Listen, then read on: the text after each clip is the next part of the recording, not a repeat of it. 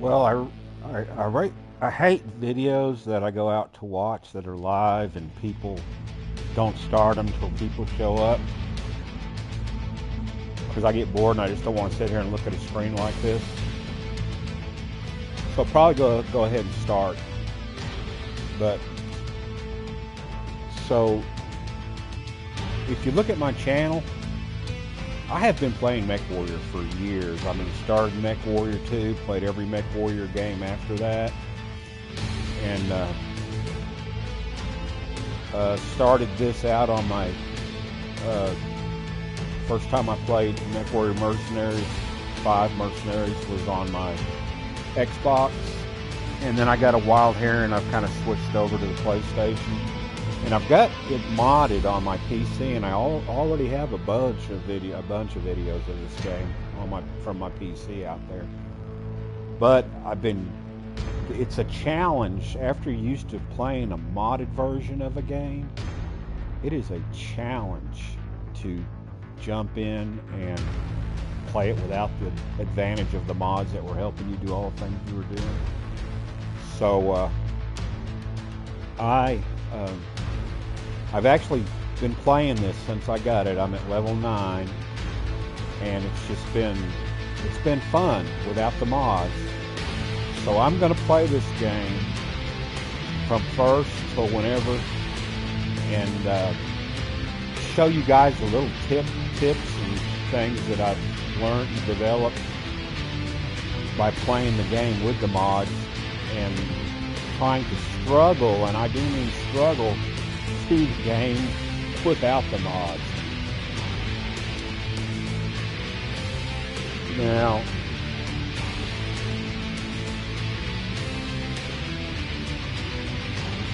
I'll go ahead and start.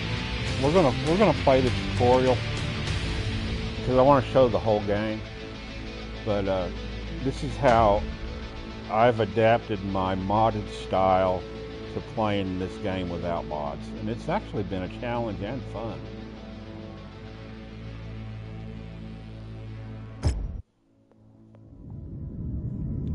In 2108, humanity began colonizing the stars. Their reach would eventually span a vast region of space known as the Inner Sphere. During its golden age, under the governance of the Star League, the Inner Sphere experienced unprecedented peace, prosperity, and technological advancement. But with a great rise comes a great fall. Beset by greed and mistrust, humanity splintered. The Star League crumbled. Technological advancement slowed. The great houses, each vying for supremacy, turned on one another, engaging in a series of conflicts known as the Succession Wars. Amidst this chaos, mercenaries became the proxy forces for the great houses. Numerous battlefields sprung up across the Inner Sphere, dominated by hulking war machines known as battle mechs.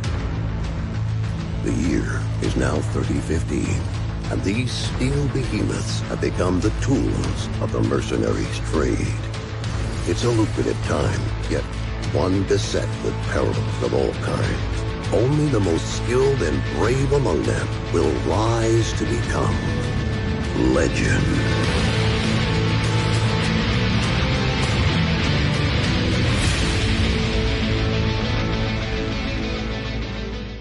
Cool. I'm glad you're on.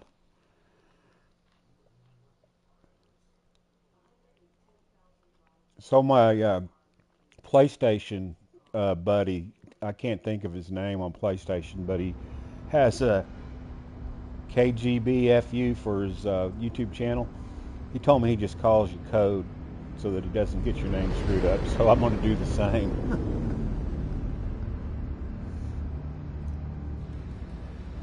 So I've been playing this game. I'm at level 9 in it on the PlayStation, and I've always played it with mods. Let's see if I can pause this just so I can tell you.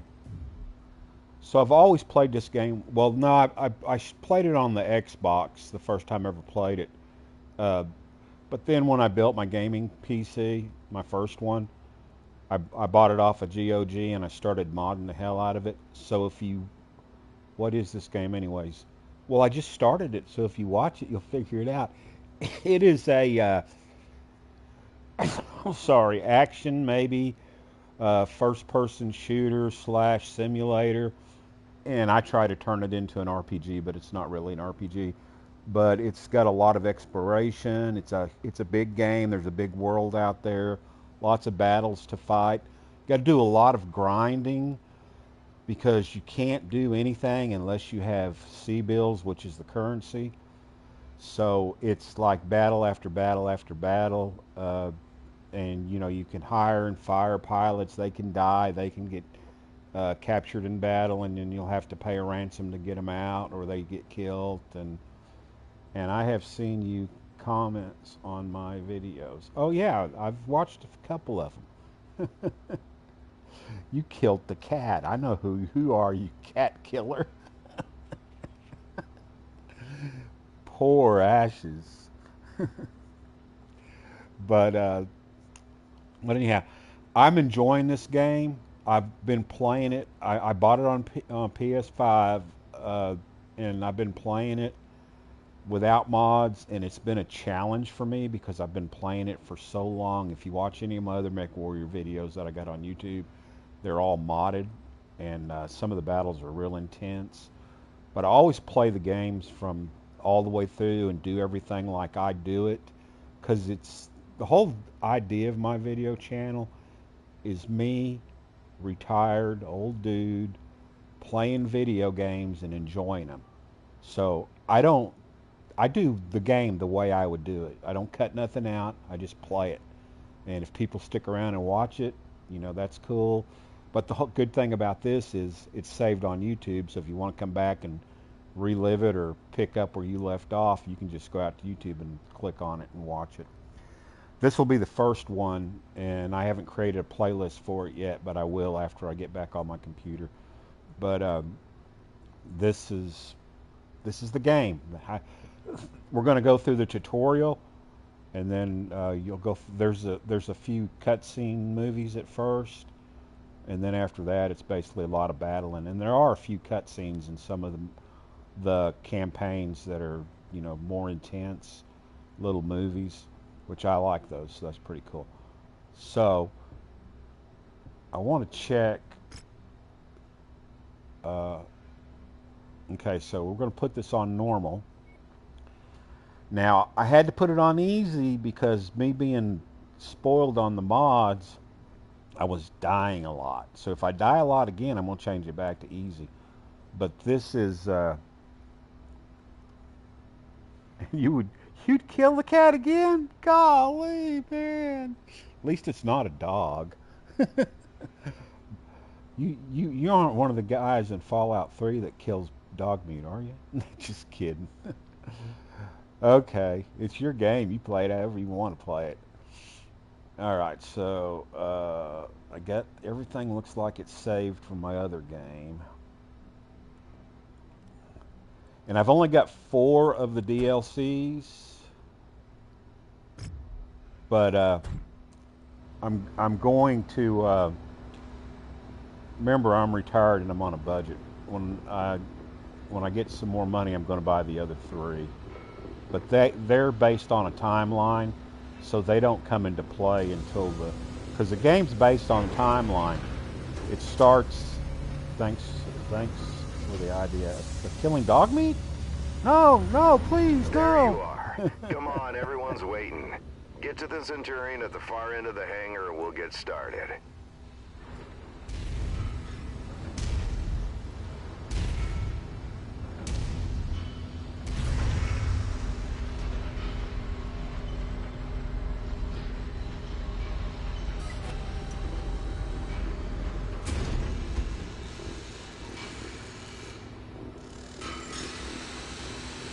And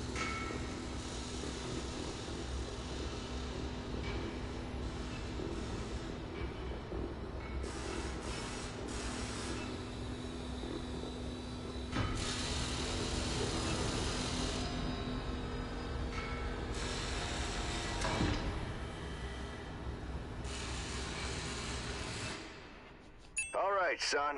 Fahad wants us to run the Centurion through its paces to see how it does. He spent months getting it operational again after we recovered it from that ruined factory on Ramen 2. What a bloody shithole that place was. Hopefully nothing explodes during the test, mate. I'm pretty confident you won't need to eject. No promises though, eh? He's joking, I think. Go on and power her up. Good. Fahad? Yeah, bringing up the systems now.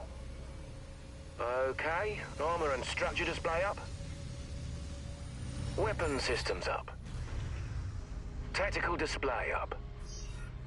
Everything looks good to go.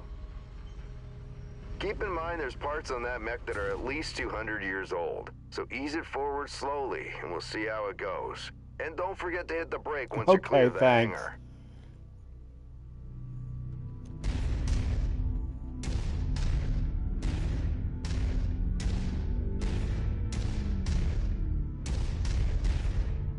Look at her go, eh? That's my girl. She's a beauty, isn't she? Certainly is. Okay, engage reverse throttle and navigate into the waypoint I've set up. Use your tactical display to see where you're going.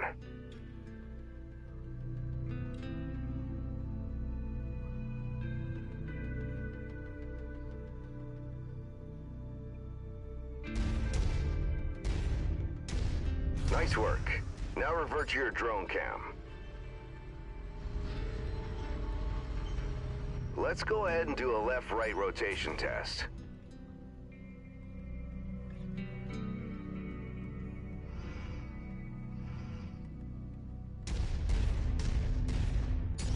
Okay, now let's make sure the torso is working properly.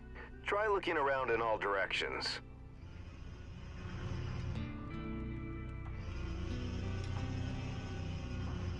Good. As you can see, the torso rotates independently from the legs. Your direction of movement, therefore, may differ from the direction you're actually looking. If you check your tack screen, you can see your current leg orientation is represented by the dotted line, and your torso orientation is represented by the cone. Looking good. The mobility course is next. Show me how fast you can get through those turns while still hitting each of the waypoints.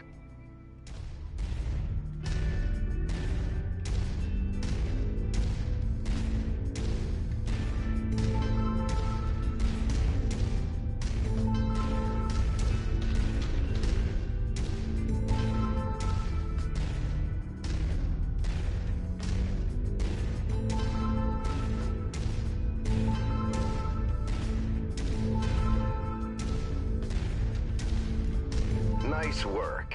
The Centurion was made to have a good balance between speed and firepower. All we have to do now is find out if the weapon systems work. Boy, what do you mean if the weapons work? You know how long I spent stripping each one of those components and putting them back together again? They'll bloody well work, mate. You heard the man. Let's go shoot some stuff. Follow me. You know, back when I was your age, I once slammed the hunchback I was piloting right into my instructor's javelin. Oh man, was he pissed. Commander Mason? Yeah, go ahead, Rihanna. Thought you'd want to know that all repairs to the Leopard have been completed. We're now spaceworthy and ready to take on our next contract. How's the kid faring? Huh. He's a natural, just like his old man. I see humility is still in short supply, as usual. Just don't break that mech. We need it in full working order.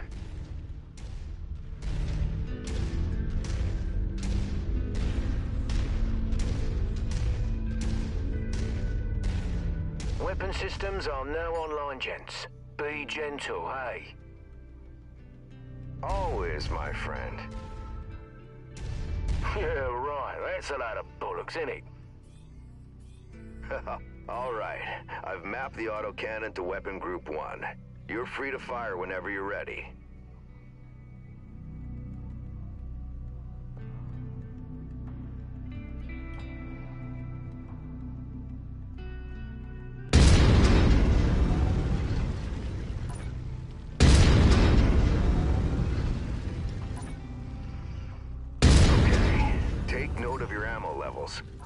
always remember to manage your reserves. You run out of shells in the middle of a firefight, it could be your last one. Lasers are mapped to Weapon Group 2. Fire them when ready.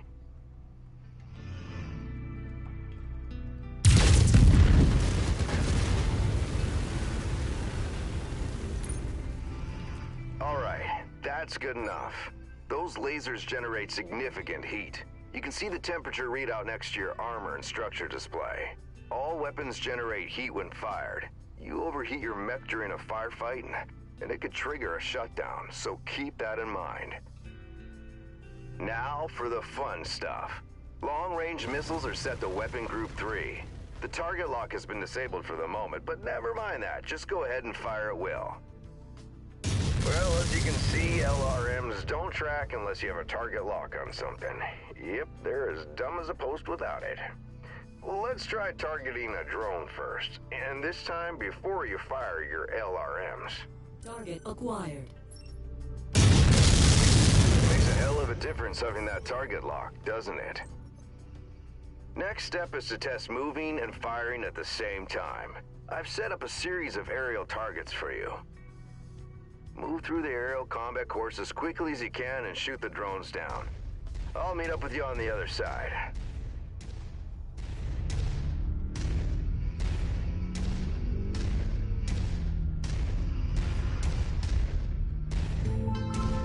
Target acquired. Target destroyed. Target destroyed.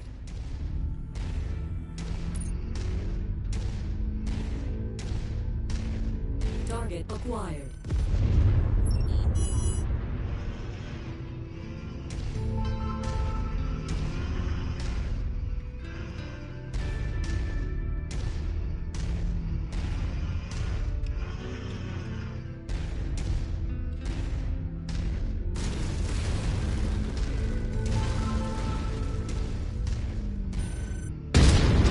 Target destroyed.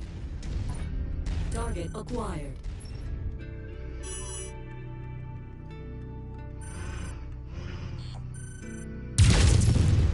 Target destroyed.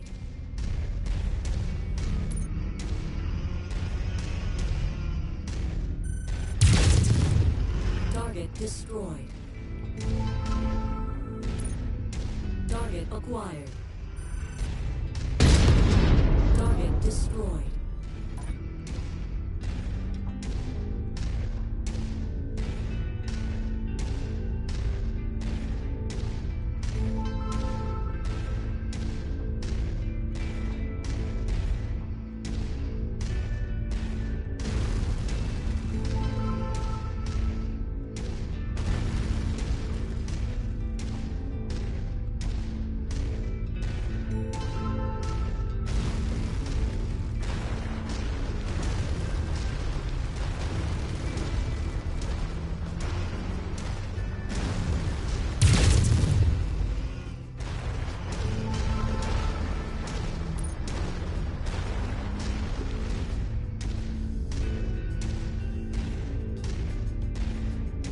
Well, nice shooting. Now take up a position by the barricade. Okay, I've projected 3 mechs, each with differing damage profiles. You should see them in the ravine below. Target the first one on your left. You can zoom in on the target for a more accurate shot, if you need to. Targeting and telemetry seem to be working. Note the center torso on that first mech. It's reading heavily damaged. Destroying the CT will destroy the mech no matter its relative condition. Go ahead and destroy the center torso.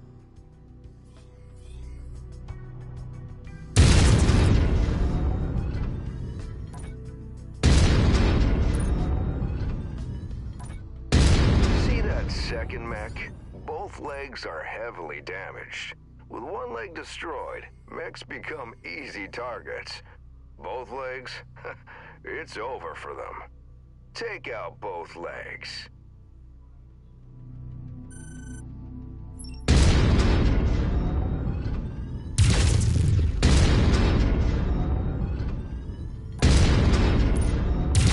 Nicely done. The cockpit on that third mech is seriously damaged. It's a difficult shot to make, especially in the chaos of battle. But the fastest way to take out a mech is to eliminate the pilot. Go ahead and try shooting the cockpit. There you go. Now we're almost done. The battle simulation I've set up for you is the last hurdle. Follow me. You're gonna go head-to-head with an urban mech. They're slow and poorly armored. Perfect for this particular test. Should be a piece of cake for a pilot like you.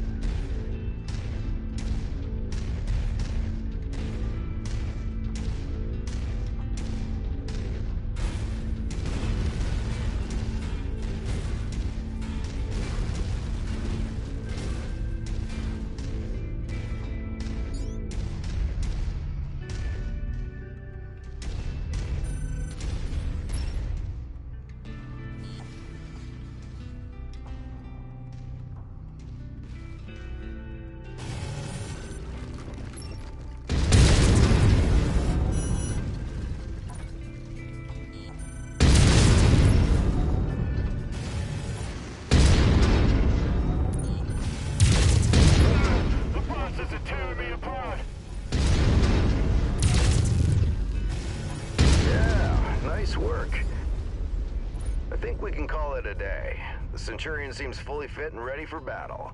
Let's head back.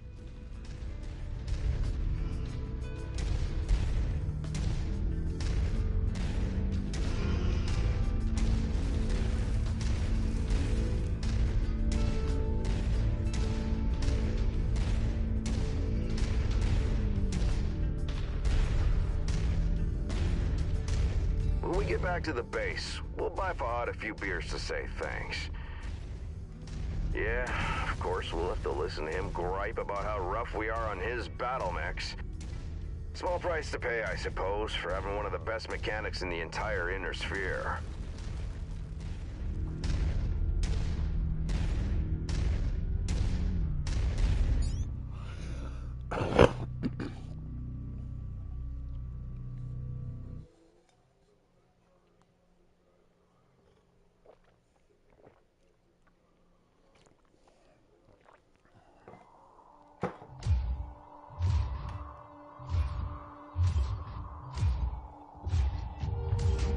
I'm at the rendezvous point, but our contact isn't here. You see anyone, son? The salvage crates at the last checkpoint were empty. Something's up if they're missing payments. This is Commander Mason of Major Campbell. Make a note. Looks like someone is gonna need a lesson in paying their bills on time. Repeat. That's odd. What the hell? Commander Mason, I repeat, a massive invasion force is attacking the planet. Acknowledged. I have a visual. It's planet-wide, sir. We're evacuating. We need to take what we have and go. The fastest way is across the swamp. Captain, where are you going? It's possible they left the cash at the last checkpoint in the city. Let's get the money and run, Commander. This is reckless. We need to get back to base. They're distracted with the invasion. We'll be in and out before they know we're here. Let's hope it's not us they're after.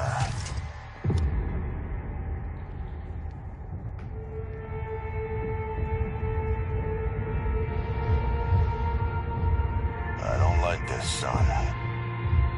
This is a ghost town. We're close. I can smell the seagulls. There's nothing here. Relax. We'll be out of here in no time.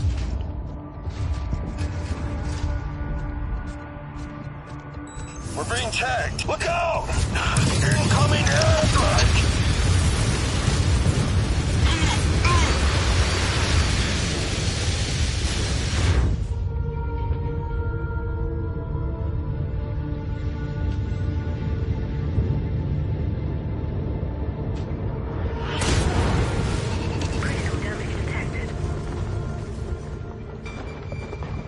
Captain Mason, what's your status? I'm fine, Commander. Left arm is offline is all. That was close. Return to base now. I am not leaving you behind. We were set up, and you're in no shape to fight. Meet me at the extraction point with the Leopard. Go! Now, Captain! Damn it, on the move. Commander, an enemy dropship is approaching your position. Move, now! I've got eyes on. Identified. Hunchback and King Crab. Damn it! Brianna, any idea what these guys want? I picked up some chatter about coordinates of some kind. That mean anything to you? Coordinates? No, Brianna. Promise me you won't leave without Jake. Promise me. Commander, I promise.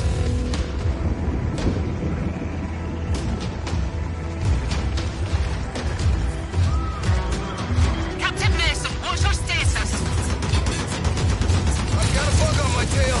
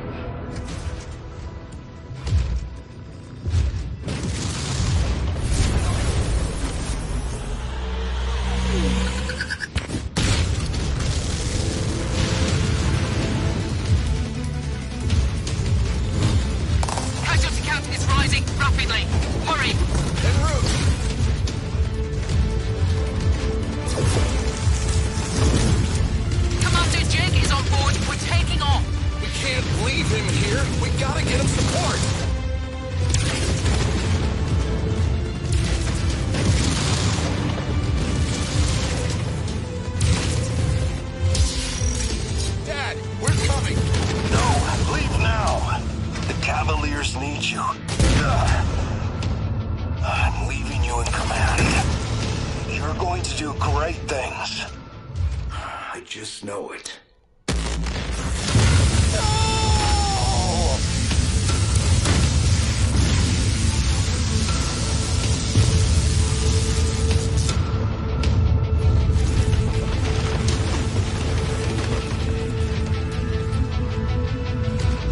I'm sorry, Captain.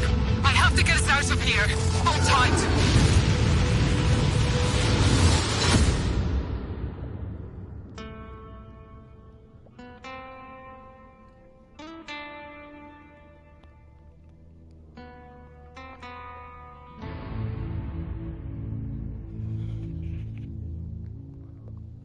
Okay, so that was the very opening to the...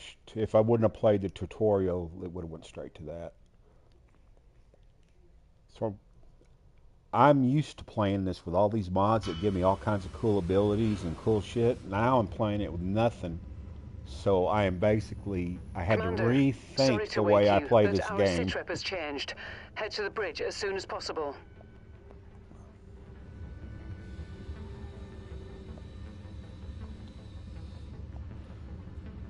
And maneuvering around on foot is kind of different with the controller, but you're only on foot when you're in the Leopard talking to people. Commander, good to see you up. We haven't really had a chance to speak since your father was killed. I'm not much for sentimentality, but I worked with your father for a long time. He was a good man. Hell, he sacrificed his life to save ours. I don't know what's going to happen next, but whatever it is, I'd like to be part of it. I'd like to stay on as your ops commander. That is, if you'll have me. You kidding me? Your family, Rihanna. Or as close as I have now. Besides, I'm gonna need you. Yes, I suspect you will. About our sitrep, it's not great news. Those bastards that came after us are in the process of setting up a blockade of the system. Which means we're going to be trapped here with a tightening noose around our necks unless we do something about it. Who are these guys? Another mercenary outfit by the looks of it. I don't know more than that at the moment. And these coordinates they were looking for? Not a clue, but we're going to find out. First things first, we need transport out of the system. That means a jump ship. I sent out a transmission right after the attack through the HPG. The message was for a long-time client of your father's and an old friend of mine. Name is Spears. He has powerful connections. I'm hoping he can help us out. Until I hear back from him, there's nothing we can do except lay low. In the meantime, Fahad wants to see you down in the hangar. The Centurion needs repairs and he wants to discuss them with you. I'll let you know when I hear back from Spears. Copy that.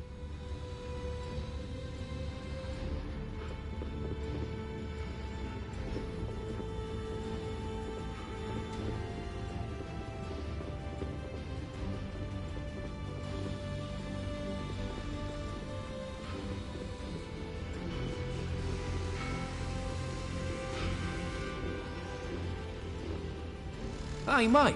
Figured you'd want an update on the Centurion. Took a bloody beating back there, so fair warning. It's gonna be a while before she's operational again. Means you're gonna have to get comfortable with the light mech over in Bay 1 for now. She's a good girl. Won't let you down, you treat her right. I'll do my best. Yeah, heard that before. Anyways, you know the drill. Access the repair terminal here. Once you're done, I'll get started on the work, eh? Okay, so you access this everywhere, man. This, but in the beginning, you gotta use the terminal. So basically, it's telling you how you view your mechs, what different options you have with them, their loadouts, and the repair where you tell it you want to go ahead and repair it. So this is easier to show you. So you can hit repair mech and it'll repair it automatically. But since there's an arm missing, sometimes you won't have the weapon to replace it, so you'll have to choose another weapon. So you go to loadout. And so the weapon's been damaged but not destroyed, so it can be repaired. So the lasers. And if you go into this mode here, you can see everything that's on it. Its armor ratings, you know, but I like to build my mechs to maximize the armor and the heat capacity. I'll sacrifice weapons for that. But for right now, I don't have nothing to replace it with.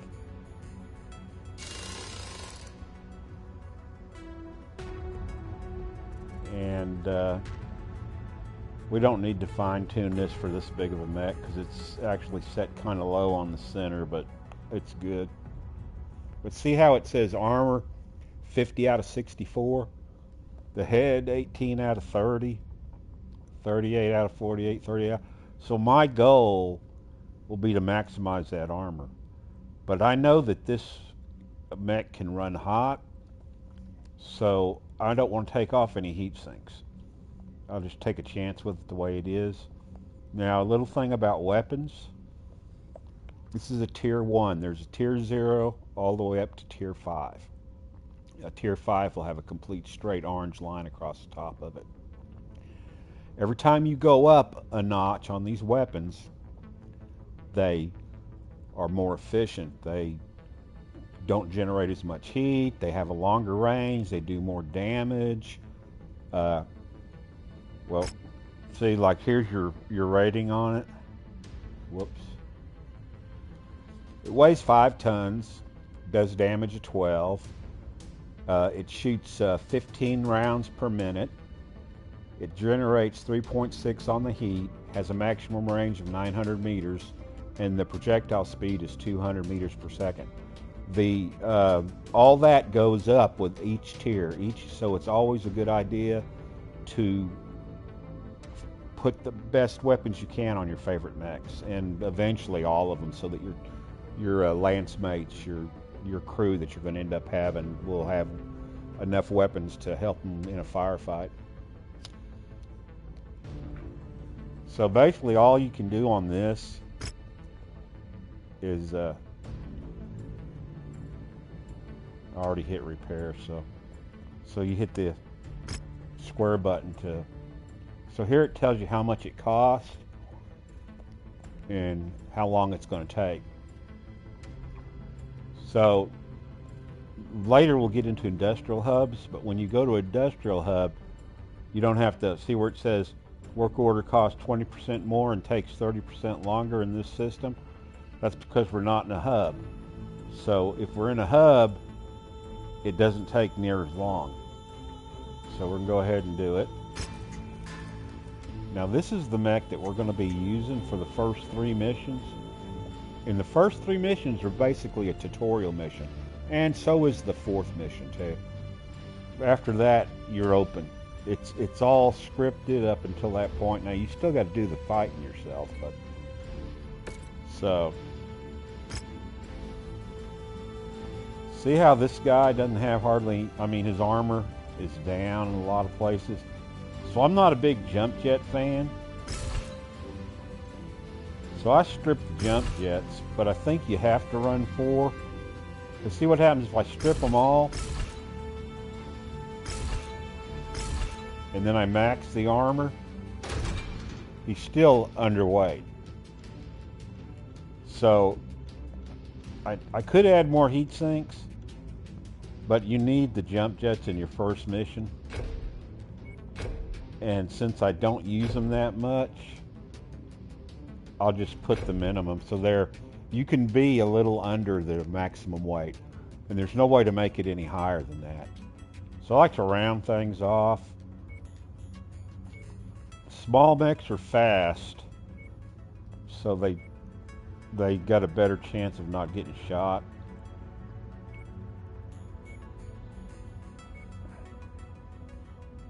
And then, good, I'm glad you're back, man. Like I was saying, these first 3 missions, actually 4 missions, are tutorial type missions, but they're still missions. And I'm not good with this mech, and I don't like jump jets, but alright.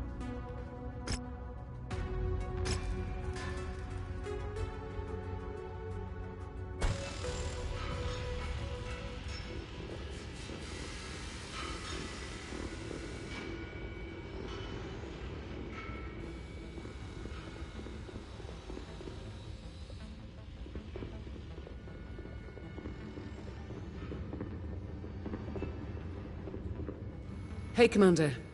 I've received a transmission from Spears in response to my request for help. Take a listen.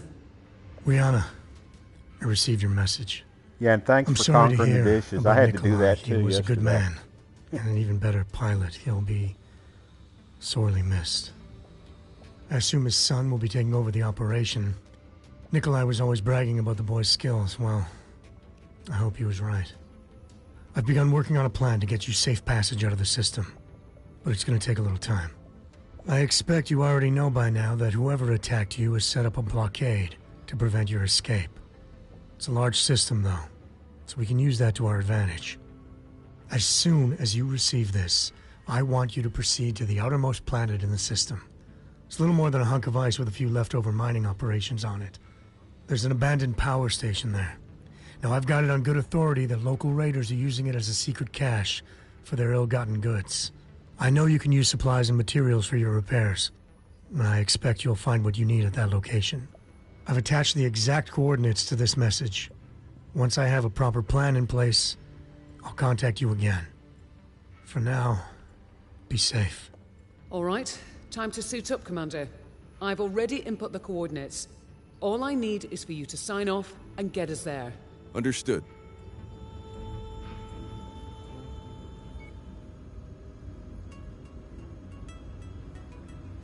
I'll give you a chance to read this. I don't read very good.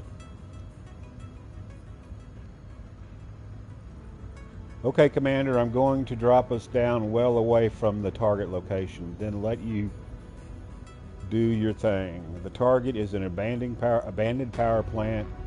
We know the raiders have been using the area as a... Those dishes fought? They could have defeated me? Oh.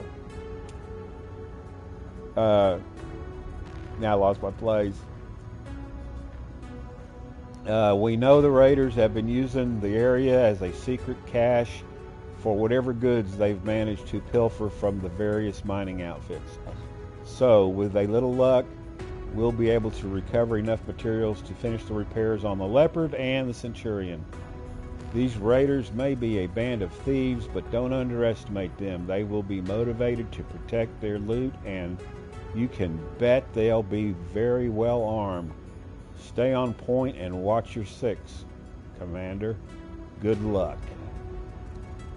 Accept it. So these other tabs ain't opened up yet, but they'll open up later on in the game after we get out of the fourth mission.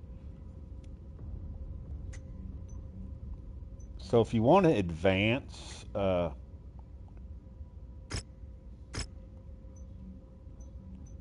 advance the time, but remember this game is based on a timeline. So some of the missions are time sensitive, not many, but some of them are. So the worst thing is to get one of the higher up missions that require bigger mechs and stuff, and you don't have them, and all of a sudden you're forced to go into them. So that's what I'm talking about. You got to grind to get money, to get mechs, to get a team. So all I care about right now is the Javelin. Let's see if... So here's where you do your contracts, and there'll be sometimes 4 or 5 contracts up here, and you can do them. You can do them all. You can, if there's a hub close, you can run to the hub, repair your stuff, come back, and fight the next one. Because you really don't want to go into a mission with a mech that's damaged. But you can, I mean, and it's a judgment call. You can repair it while you're out in the, out on the planet you were fighting on. It just costs more and take longer. And the higher our reputation is, so there's 2 things for reputation. If you see the different fascists or clans or whatever you want to call it, interstellar explorations and the bandits, and everything's set to 0, well, as you fight for them, that meter goes up higher. As you fight against them, that meter goes down lower. So based on how high or low that meter is how many negotiation points you get. But it also based on your level. We're like level 1, so we only get 1 point, but you get up to level 15. And so as you get up the higher levels, you get more points for negotiating. Plus, as you get a better reputation with somebody, you get more points for negotiating.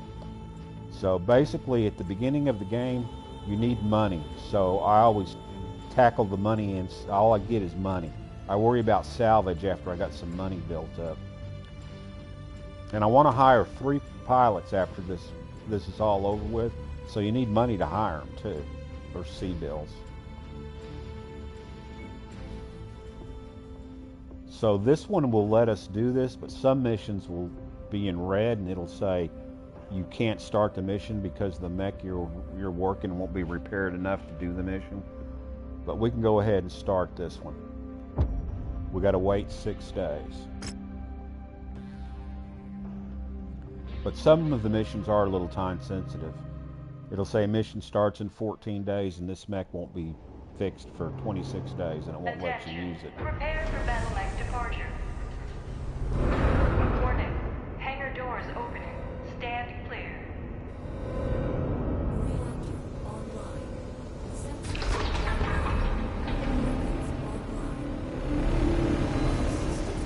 My YouTube channel profile is a picture. The abandoned power station is located on the other side of the ridge. Is a picture cut from this game, and then my background on the banner is a picture from Horizon Zero Dawn that I got from the pack of when I bought it. I got a picture pack and a sound pack, the sounds, the music in the game and stuff. Whoops, that's not what I want. So here's where you group your weapons. So you can set up your weapons to whatever trigger you want. The ones right here are fine. If you got a mech that overheats a lot, you can do the group fire, where they fire one after another. But right now I'm not going to change that, but I will later.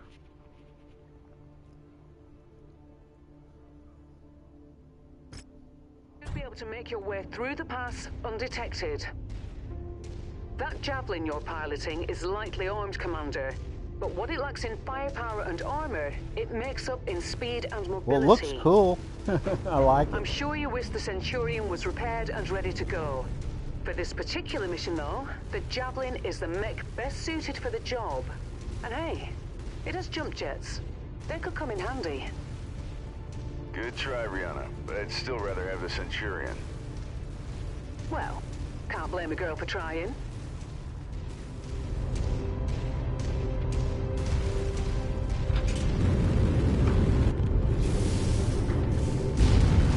The power station being used by these raiders is derelict, Commander, but you can bet its perimeter defenses won't be. My guess, the raiders will have turrets stationed around the perimeter.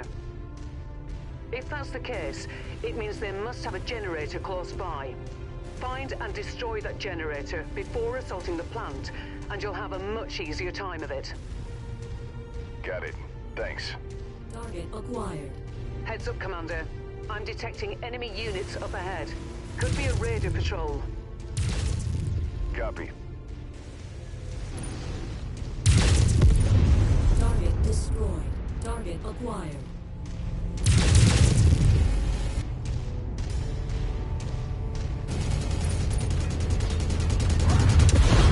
Target destroyed.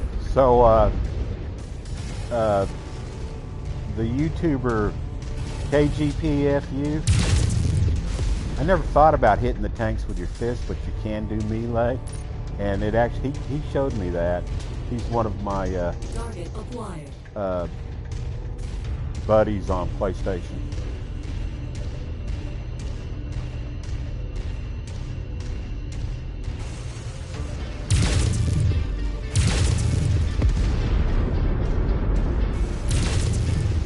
Target destroyed.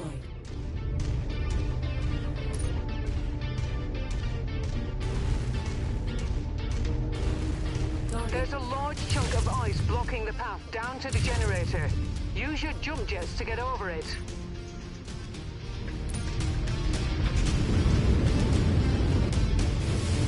Target acquired. So remember, you get XP for killing stuff. So I don't turn the generators off until I wipe everything out.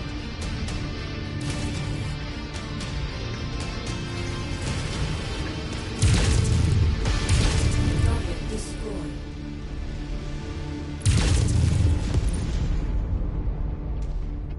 Oh man, my arms are kind of fucked up.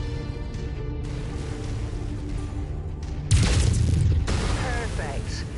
With the generator blown, the turret should be disabled now.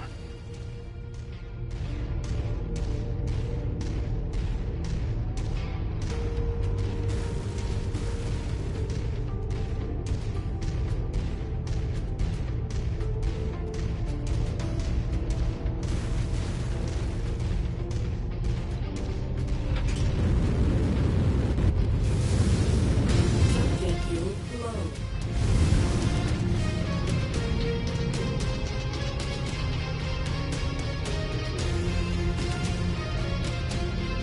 Okay, there's the geothermal power plant up ahead. There's a number of storage buildings in and around the plant itself. I suspect that's where they're storing their loot. Time to smash and grab, Commander. Once you locate the storage crate, mark it for pickup, then move on to the next building. From my initial scans of the site, I've marked where I think the crates could be located. Look there first. Roger that.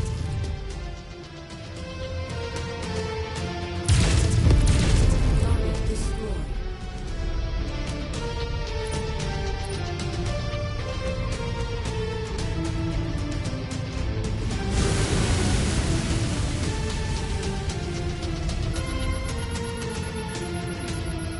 Good work.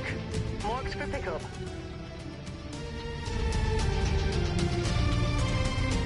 Commander, it appears the derelict plant has a network of backup generators running. Destroy them if you can.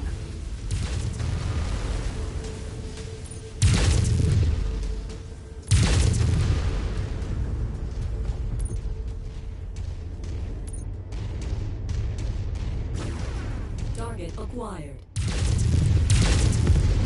Target destroyed.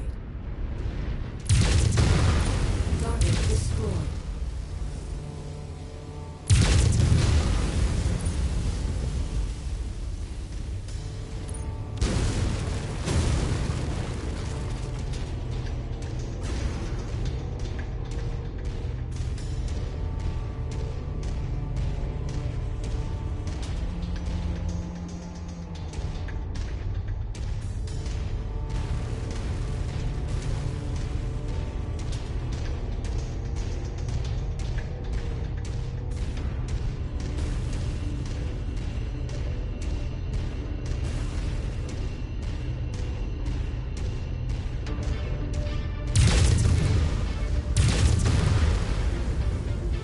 Target acquired. Target destroyed. Good work, Commander. That's the last of their power generators.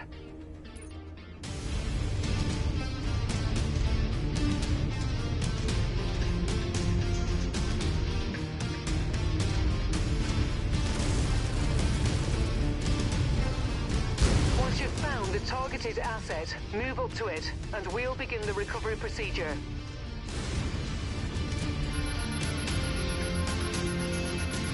Okay, got it. Keep looking. Target acquired.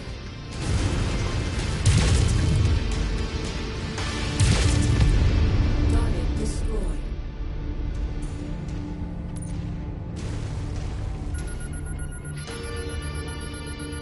All right, that should do it. Go ahead and meet me at the exfiltration point. If you see anything worth blowing up on your way out, say a weapons depot or something, I won't object. So, Understood. first time I played this game, I thought this was what I needed to destroy. This stuff over here, but it's not. Target acquired. Who the hell's shooting at me? I hear a machine gun. Where you at, you little bastard? There you are.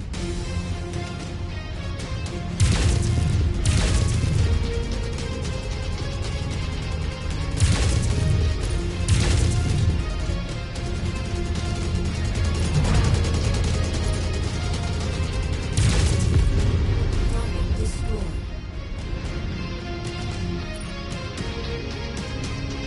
But anyhow, this isn't it. And it'd be easy to miss, but it's this building, this little thing over here. Acquired. Now remember, you got a range on these things.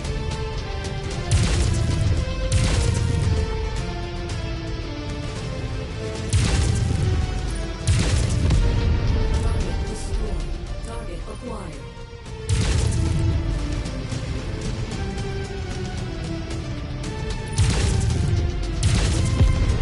Target destroyed.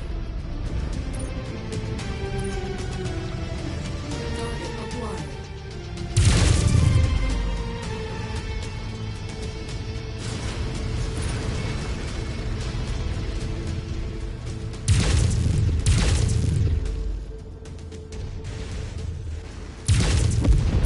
Target destroyed.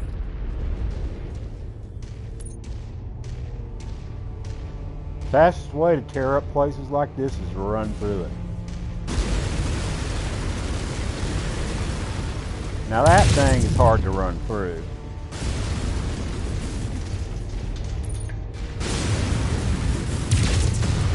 And those things can damage your mech, those little power generators.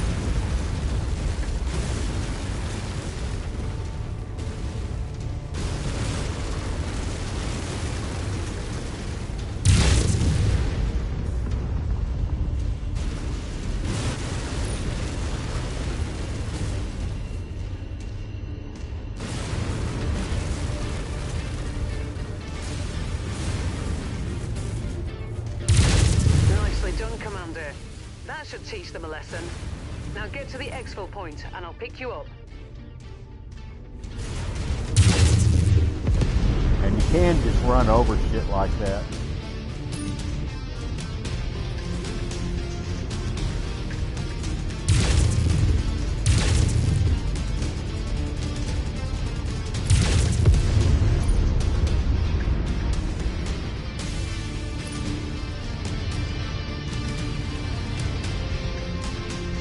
And you could run straight to the Leopard, and the Leopard will help you in a battle. It has weapons.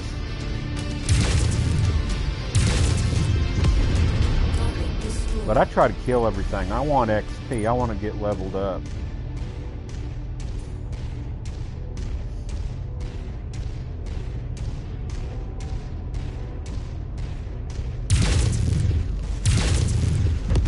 And you don't have to target them.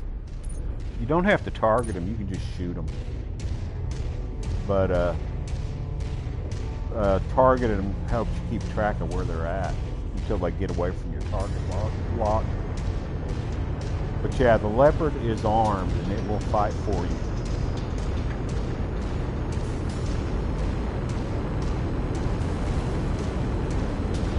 Nice work, Commander.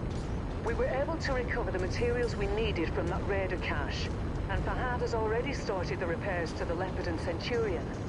You've made him a very happy man, though I doubt he'll admit it. Yeah, and I really love the way the controller vibrates, like you can feel the rockets.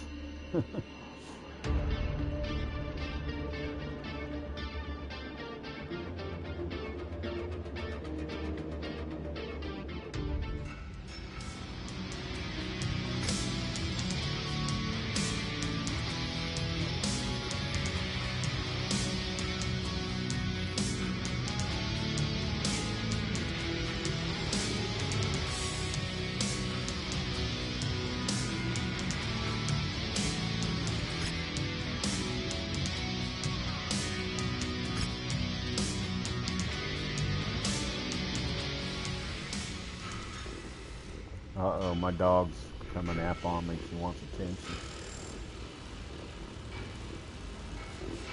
Hey, boss man, that was quite the haul you brought back. Gonna make the repairs a bit easier now. But don't go getting stars in your eyes or nothing. I'm overworked as it is, and this ship needs a lot of loving, eh? So your Centurion is still gonna take plenty of time to fix. But yeah, like I said, nice job out there. Your old man will be proud. Now, if there's nothing else, gonna get back at it, all right? Lot of work to do. Story of my life. Okay, so we're gonna have. I want to repair my mech because the next mission we're gonna need it. So, like I said, you can just hit repair and it'll repair it, or if you want to change stuff around, like see all these slots. Bigger mechs will have more of them, and for different weapons, and you can only fit the weapons that are labeled for the slots. And when you pick it, the only thing that'll fit is flamers and lasers. It won't show nothing else. It'll only show the stuff that's supposed to be used. So I just want to repair it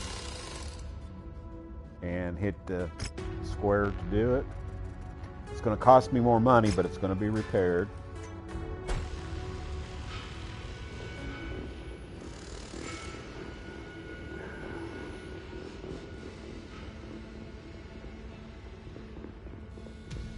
After we get through with these tutorial missions, we're going to have to go hire some pilots. I mean, you could try it without hiring pilots, but I'm going to hire some pilots and try to scrounge up some new mechs.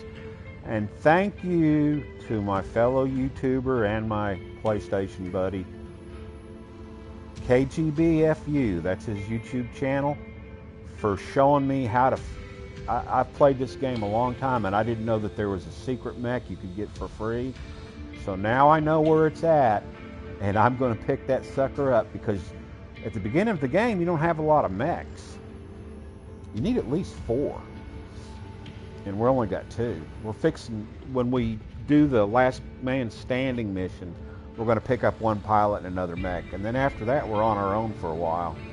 You're still going to find pilots out in the world that'll be given to you as rewards for certain quest missions.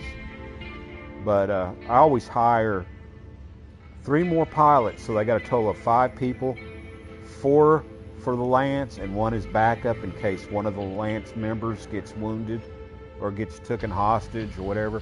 Now, keep in mind, if anybody dies in my game, I will reload and start the mission over and try to play it a little differently, because I don't want...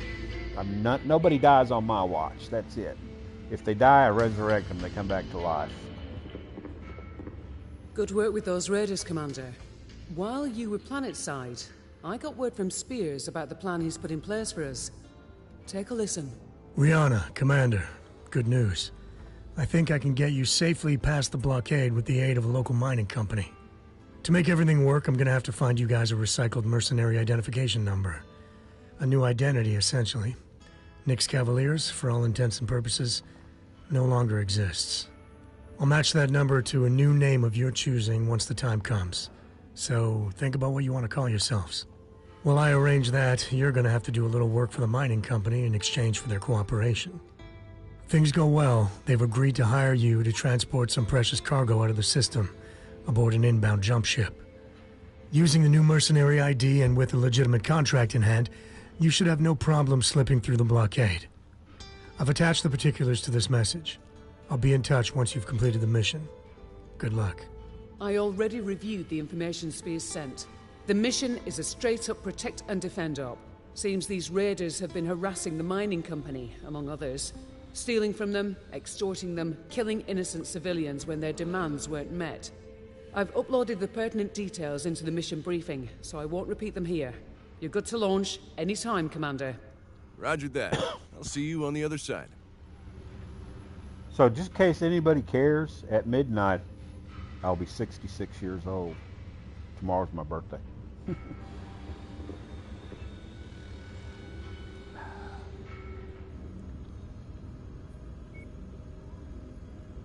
The mining company settlement is vulnerable to raider attacks, Commander.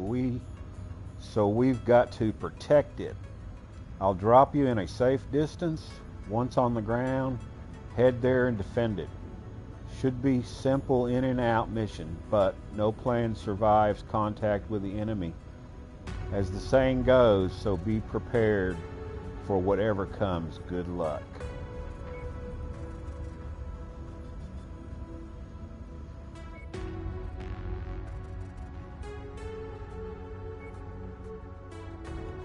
Like I said, at the beginning of the game, you should focus on money.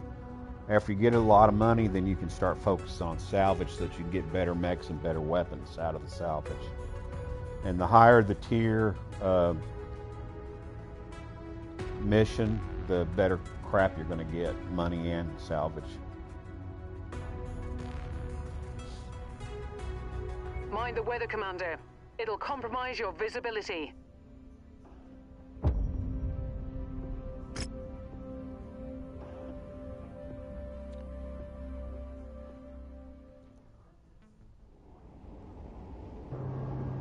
Attention.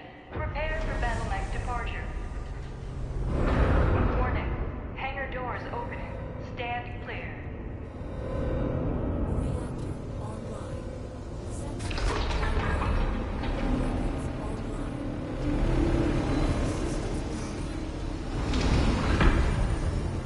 Okay, Commander. We know very little about these raiders' overall strength or sheer numbers, so keep a sharp lookout for enemy units on your approach to that settlement. Copy that.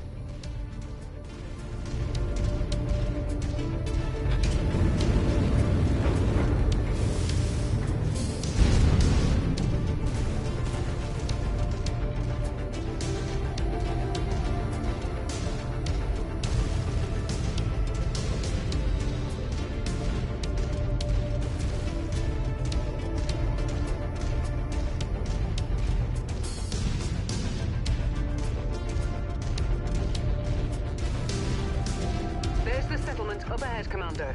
Looks like the raiders have already begun their attack. Get in there and protect those civilians. On my way. Please help us. The raiders are attacking our settlement. There are women and children here. Rihanna, something's interfering with my sensors. Destroy. I think the raiders have set up some sort of jamming device nearby. I'll see if I can locate it. Target destroyed.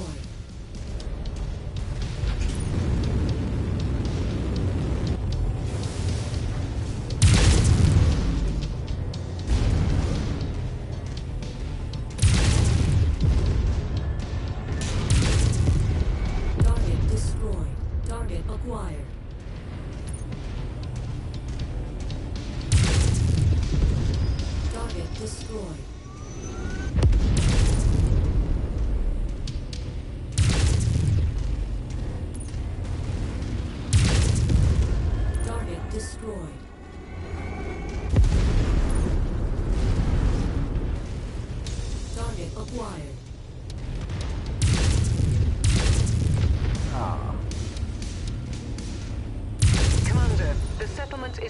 significant damage. You need to clear out these raiders, now. Target destroyed. Target acquired.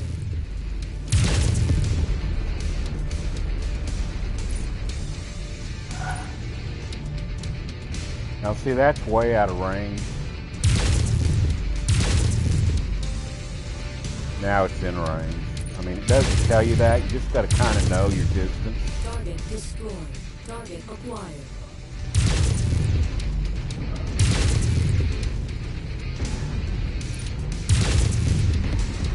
Target destroyed.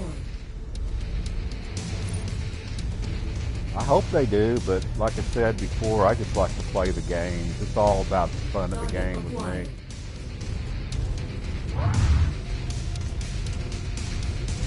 Little taekwondo, boxing.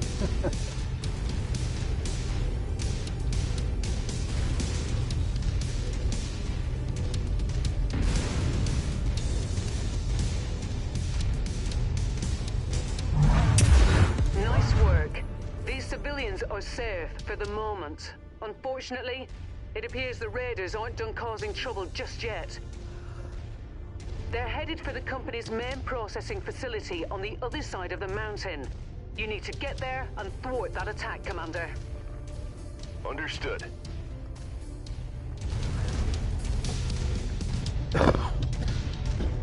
Sorry.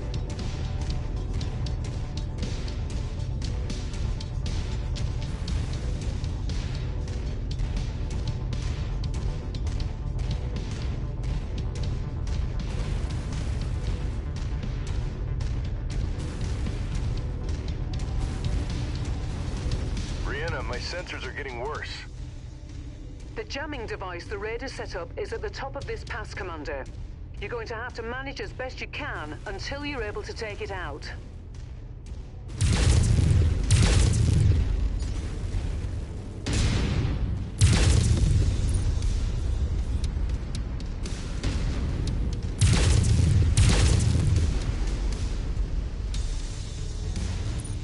Target acquired.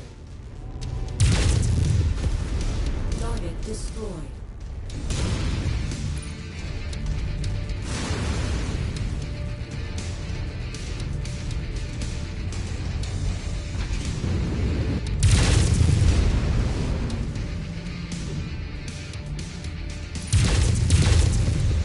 Target destroyed.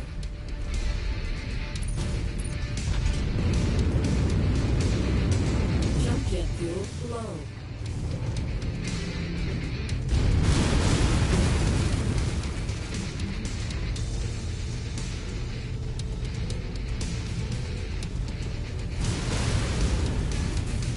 Target acquired. Okay. With that jamming device eliminated, your sensors should have cleared up. Yeah, much better.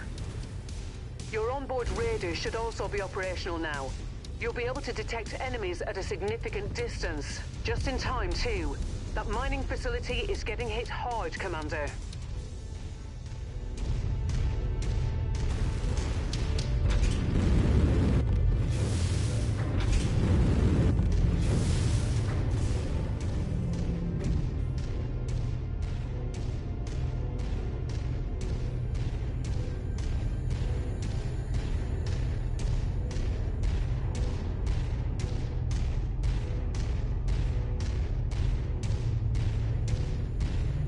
Target acquired.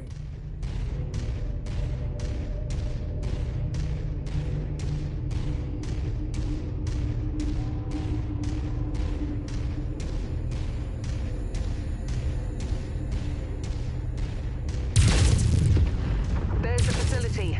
Destroy those radar units. Roger that. You made it! We need your help. The raiders are trying to destroy our facility. It's all we have.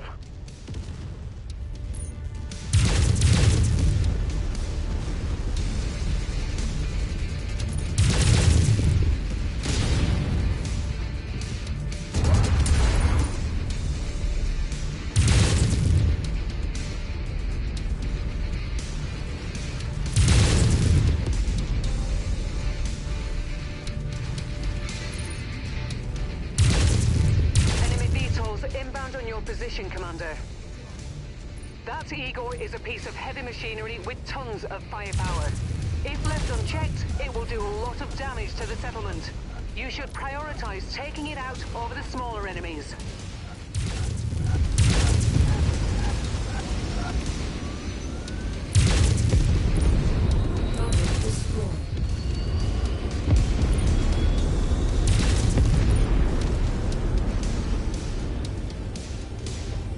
Target acquired.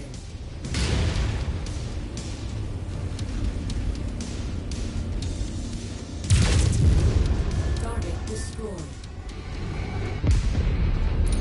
Okay, where'd the big one go?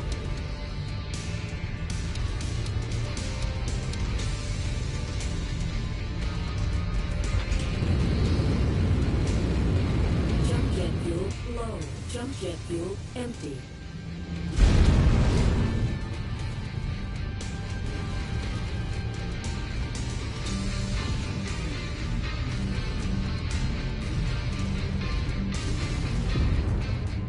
Target acquired.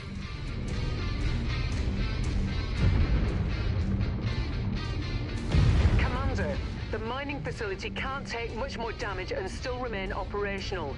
You need to eliminate the raider threat. I didn't know where he went. He's way over here. What the hell's he doing way over there?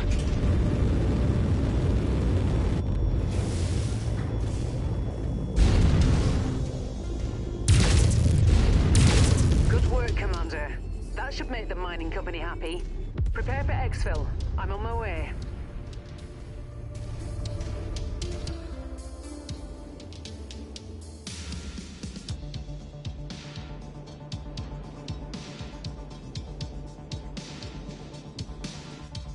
So for everybody new, thank you for coming in and watching.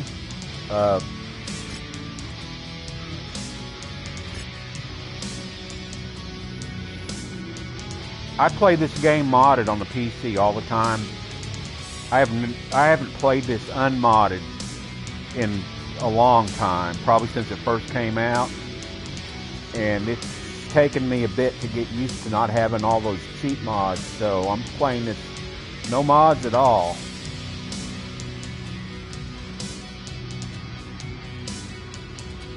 Because you can't mod it on the PlayStation anyhow.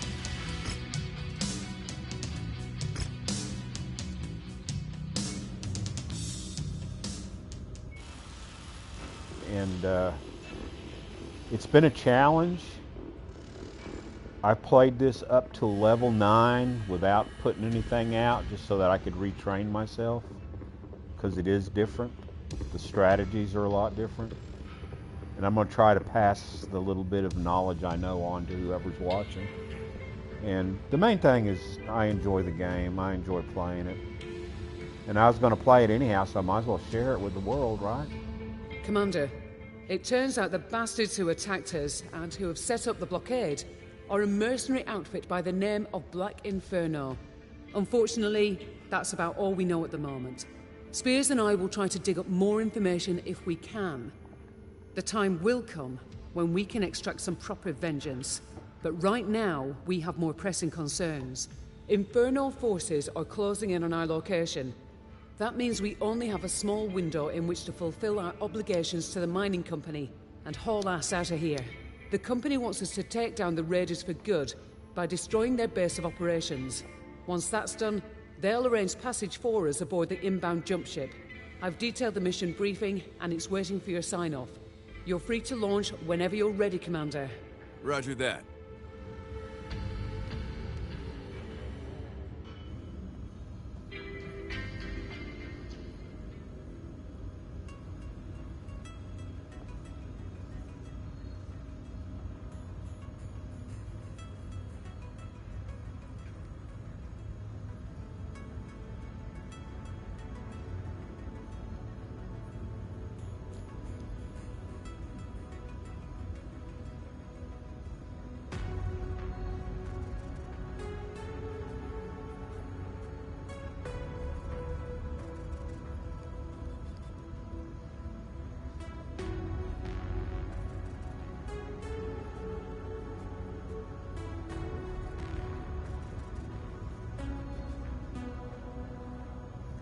So I can read this if you guys want to, but I don't read very well.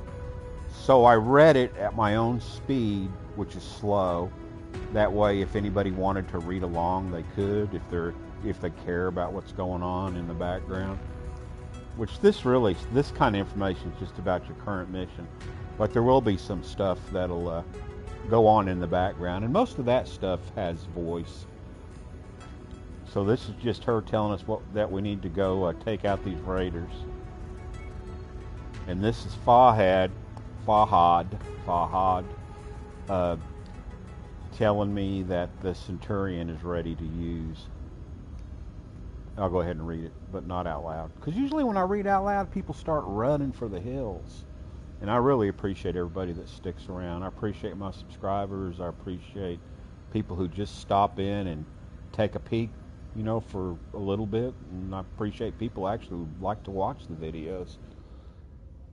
I like playing the games, and actually I do like to watch gaming videos. I will watch I'm not the kind of person, if it's something I'm interested in, I don't just watch it, I'll watch it all the way through. And give them a thumbs up. Maybe comment too. So, hey boss from Marina says, the next mission is going to be a bit of a doozy. Good thing I've gotten the Centurion fit as a fiddle and ready to go. She's got plenty of firepower, especially compared to the Javelin. In case you want to upgrade, I thought you should know. Upgrade. Okay, so he's saying if you want to upgrade from the Javelin to the Centurion. You're welcome, by the way. Happy to be of service. Anything I can do to help get us off this bleeding ice cube, mate? Know what I mean? Alright, that's it. Talk to you later.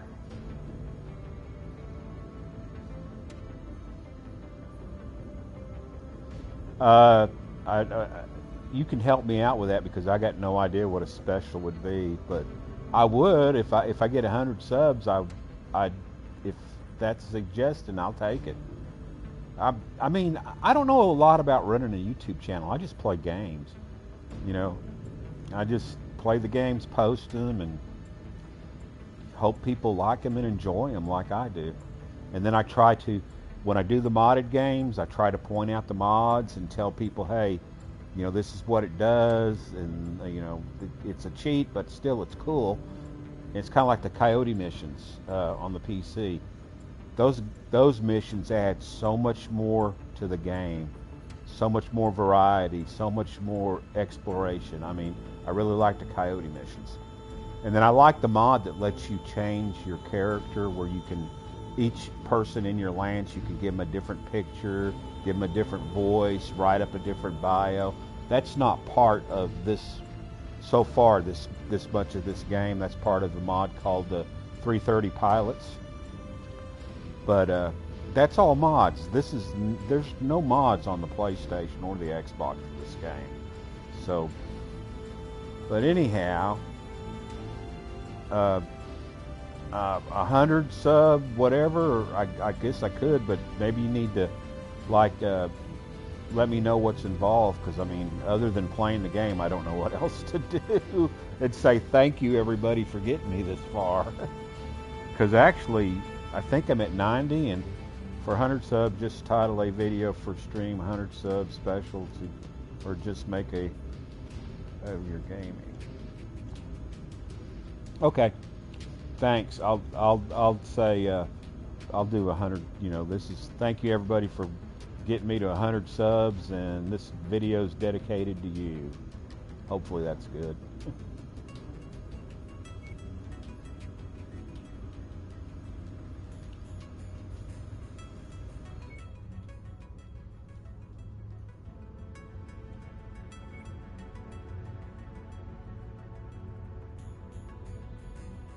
See, we're at level 2, so we have 1 point. If I remember this correctly, we have 1 point because we're at 1 with them. Or actually, no, we have. So, yeah, we have 2 points for being at level 1 with them, I think, and then this 1 point is because of our. I don't know, I can't remember. But as you as you go up in reputation with the different factions or clans or whatever you want to call them, and your experience level, you get more negotiation points.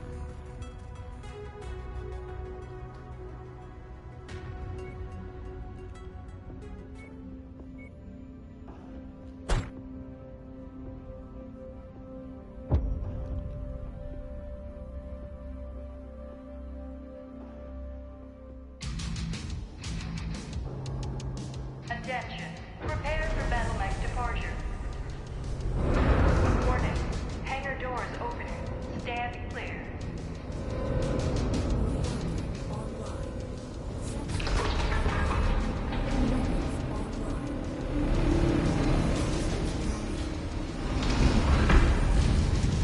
These raiders we're taking down are murderers and thieves, Commander. Don't show them any mercy.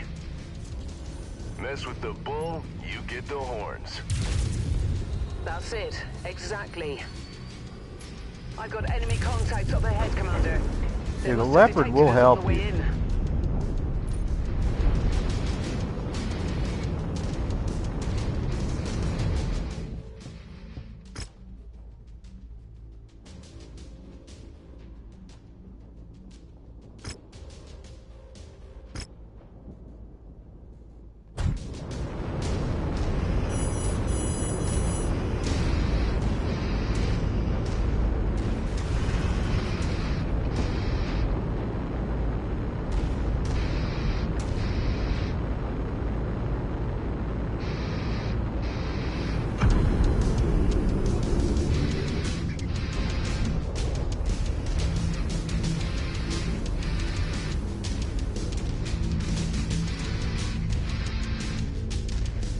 And I pilot these slower mechs a little better than I do those fast ones.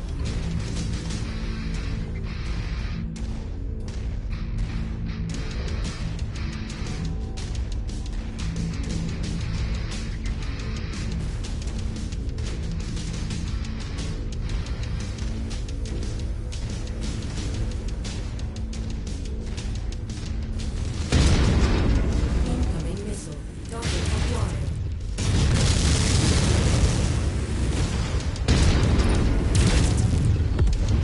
Target destroyed.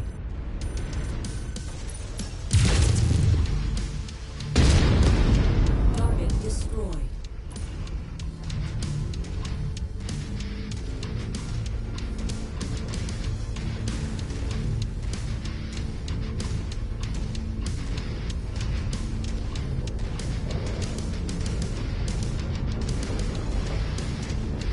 Target acquired.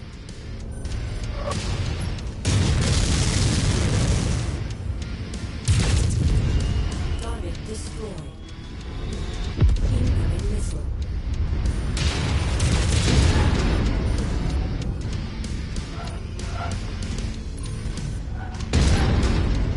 Target destroyed.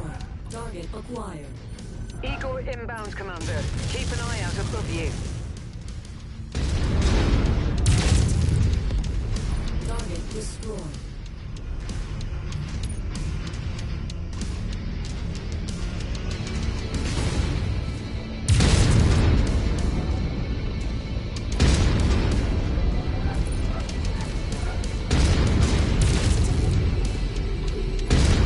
Incoming missile.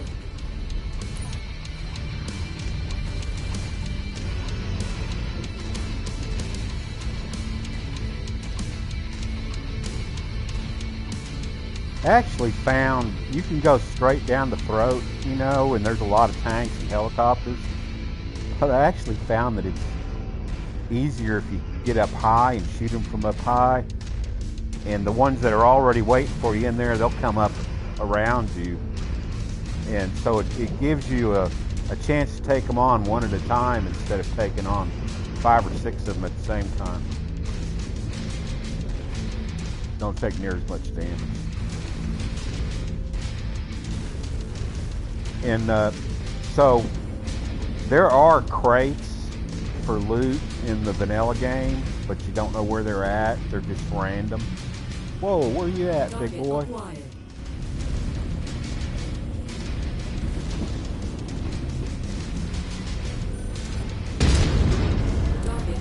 But on the PC, I had a mod called Stack Crates, which added more crates and better loot and more loot to the game, and it also showed you where they were at. Well, in a vanilla game, you have to search for them, and I found as many as 6 on one planet, but it's a lot of running around and looking, and you know. But some of the loot's pretty damn good, especially when you get the higher tier you are. When you're in the higher tier areas, the loot will be higher tier. It'll be a better loot. Eliminate all enemies and raise it to the ground, Commander. Copy that. Target acquired.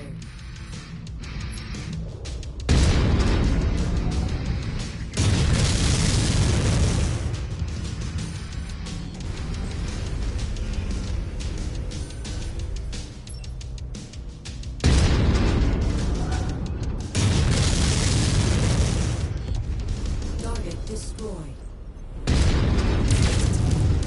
Target acquired.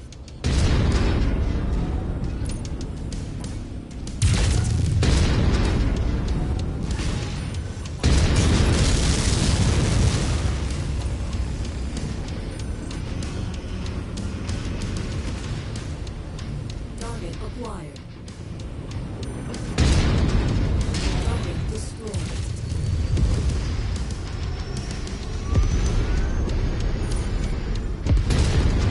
Target destroyed. See, now they're starting to come up after me.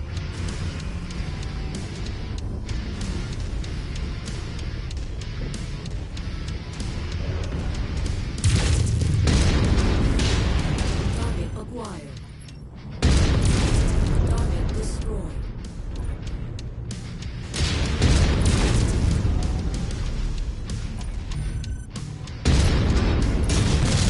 All ground forces have been eliminated. Time to finish destroying that base, Commander.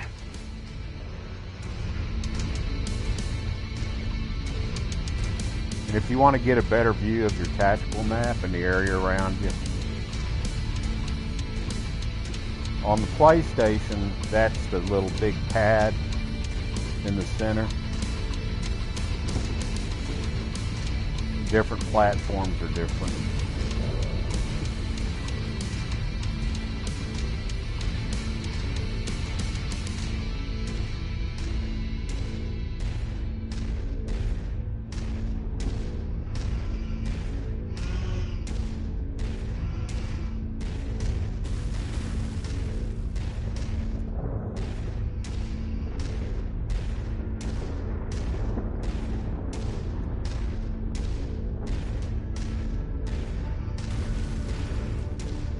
I actually think this game looks pretty good.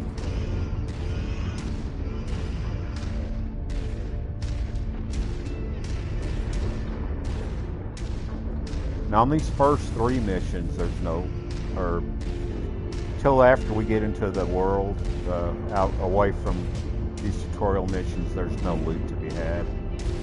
Trust me, I've walked around looking for it.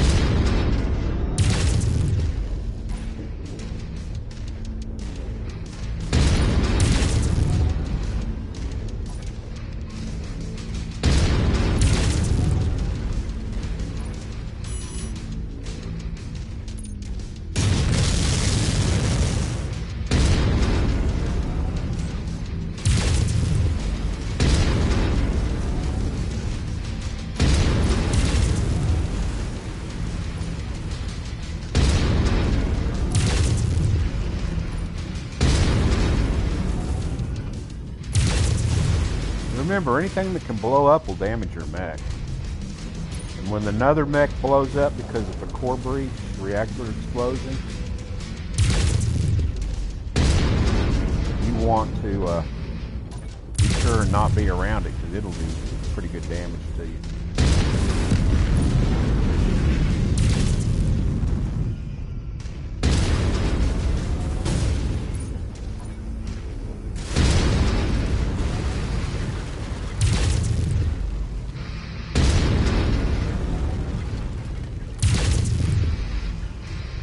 And this is the best way to tear down a settlement. Use your mech as a bulldozer.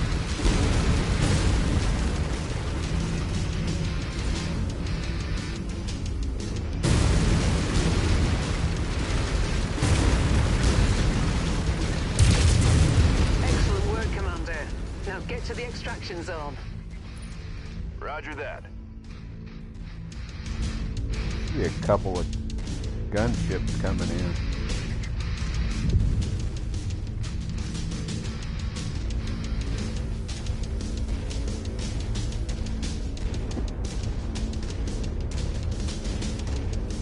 Target acquired.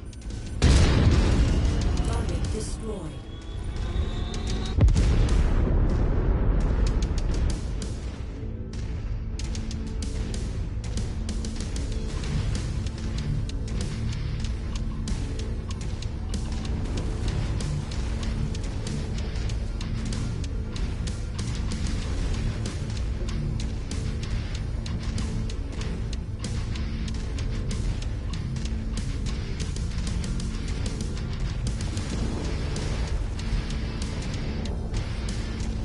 Target acquired.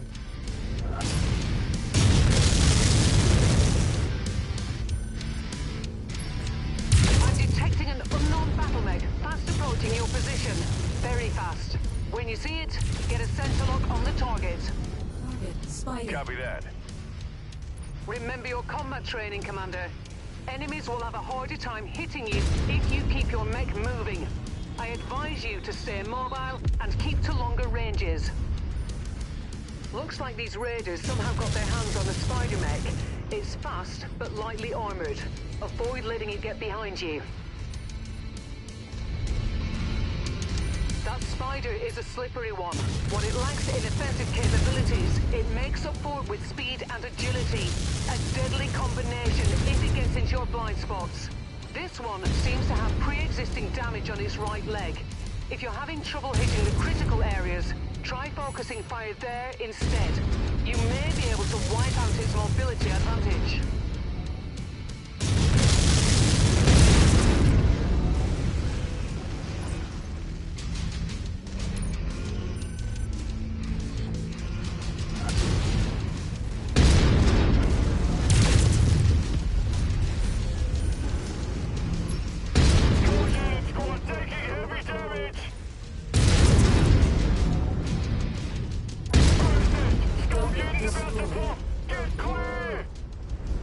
Nicely done, Commander. Get to the extraction point. Yeah, those and will I'll hurt pick you. up.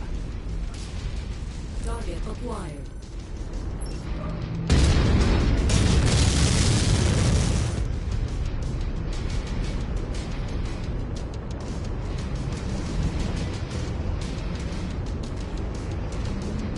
Remember, mechs have a small nuclear reactor on them. They're nuclear powered.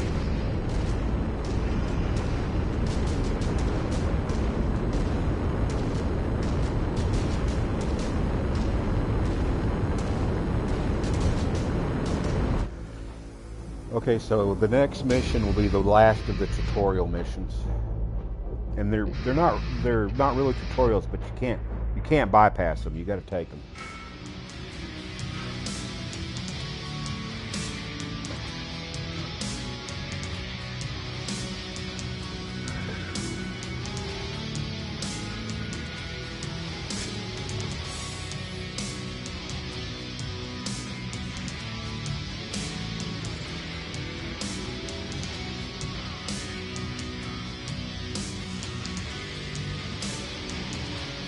Now these are low level weapons, and when you start the cantina missions, there's going to be weapon collectors that are going to request you to bring in these things. So what I do is I collect. Now the most I've ever seen asked for is 12, but I will collect 10 to keep an inventory of the ones that I'm not ever going to use, but I got them for the cantina missions. And when I need money, I sell off the rest. And it's the same with the mechs. You're not charged for mechs that are in cold storage. The upkeep only the mechs that you have in your fighting inventory, your hangar, as they would call it, you charge a maintenance fee to keep those updated. You're charged that. You have to pay monthly maintenance fee, and then you have to pay your pilots a salary. So there's an economy, plus you got to pay every time you take a jump, and so you got to watch your money, your C bills. So so this is just to tell us we got information on the Spider mech, and we got extra 50 C bills for doing it.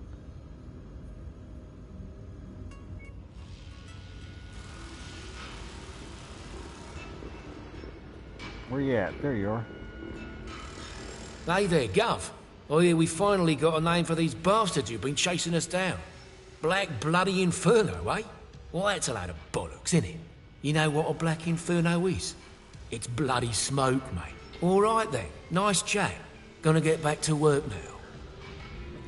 So just so you guys know, they recently did an update to the game, and the characters look better. Like him and Rihanna, their faces actually do look better than what it did. But now Spears, they went down on him. He does not look that good at all. he had a better looking character.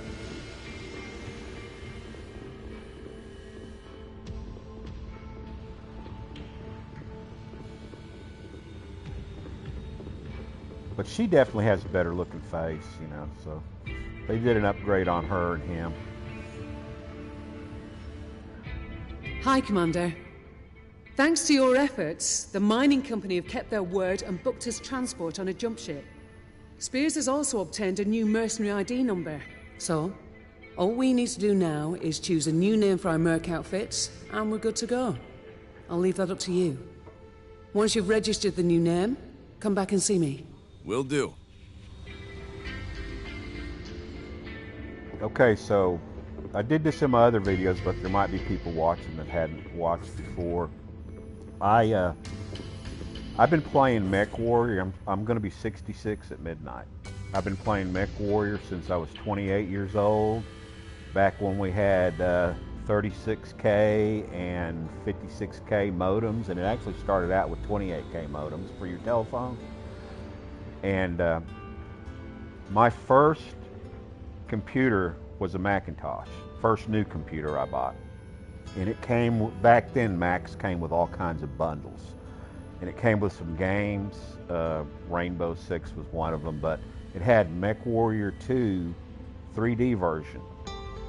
And I loved that game. That's where I first started playing MechWarrior. Well, then I found out after doing some little bit of research on, back then the internet was owned by American Online, and pretty much. I mean, there was other browsers, but everybody had American Online account. But I found out about a program called, MechTech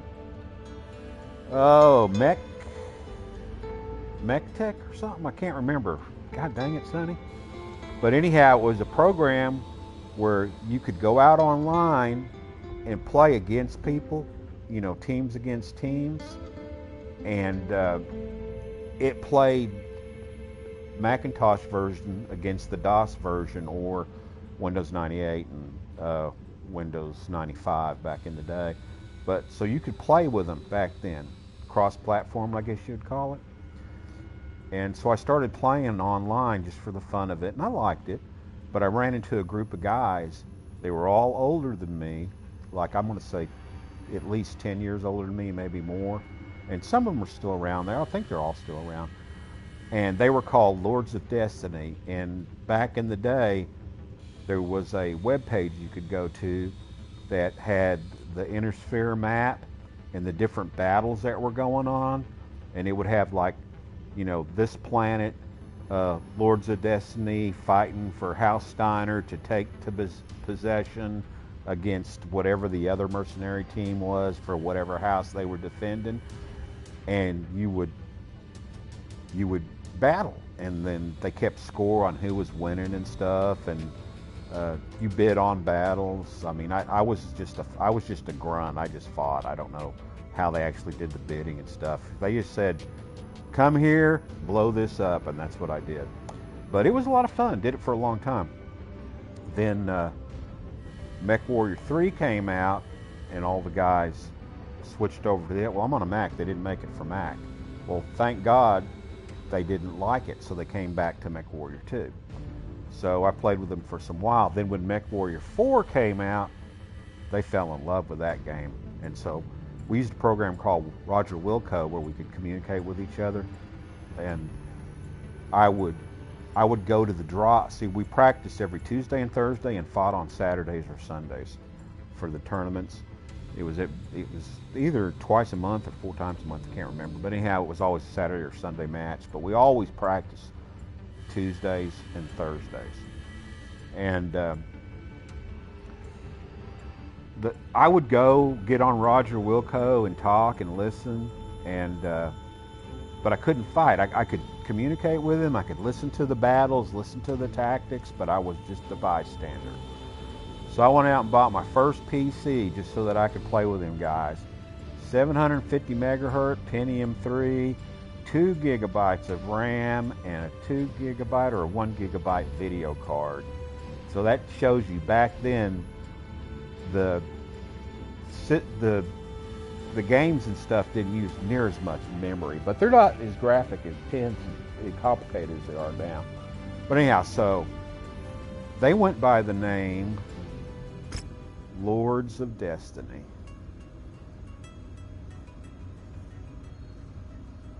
And that's what I'm going to call myself, my group.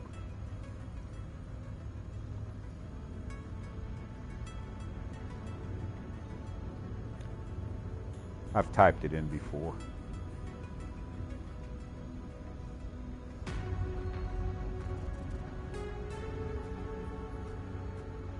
And I had a big pack of logos that I downloaded a mod, and my wolf isn't in this pack. There's not that many of them, and I usually use a wolf. So I'm going to go with the cow heads right there. So that's my new mercenary group.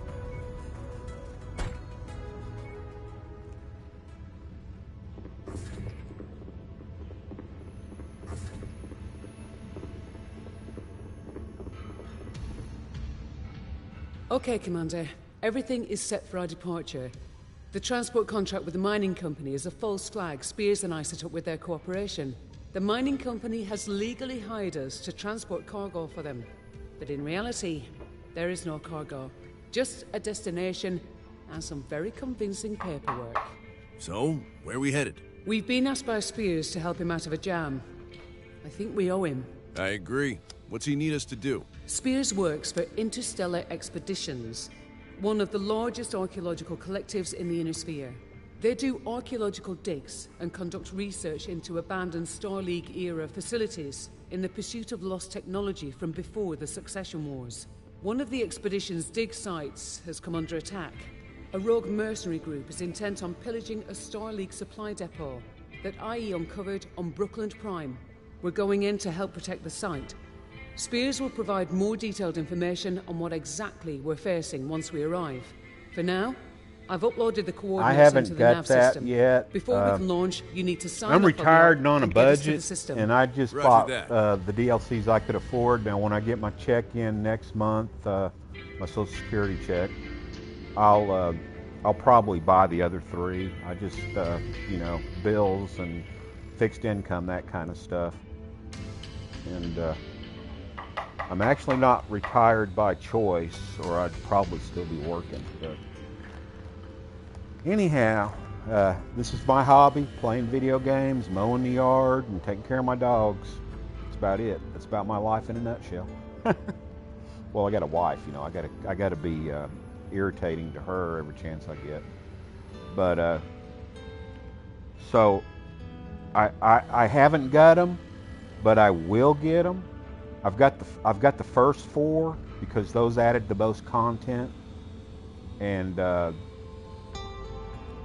I'll get the Shadows of Kerensky and the Solaris, and isn't there another one I'm missing? I only have 4, and I think there's 7, but whatever I'm missing, I'll pick up. Now my PC, I got them all. If you want to watch my modded version of the game, check out my YouTube channel and look at the playlist and watch, you know. My first PC MechWarrior has some real intense fighting in it because a lot of those mods add new missions that are are hard. I mean, and there's even one mission that I got that it'll tell you that, you know, this is like a 120 difficulty. Every mech will be fully armored and have all tier 5 weapons. And that, I never played that one because every time I tried I got killed. But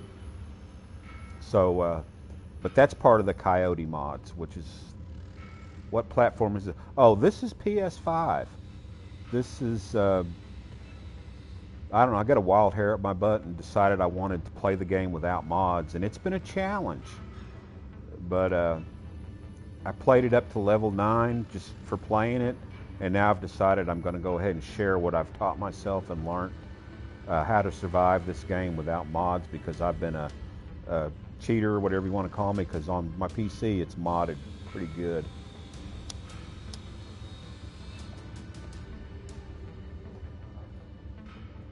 Yes, it does run crossplay. The only problem is I think you have to have a PlayStation Plus account.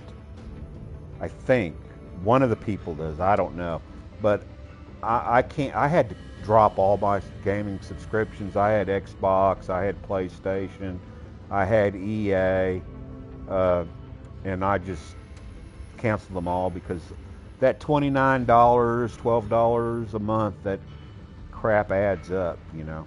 And you gotta pay your house payment and your utilities and feed your dogs and your family, which dogs are my family, and my wife.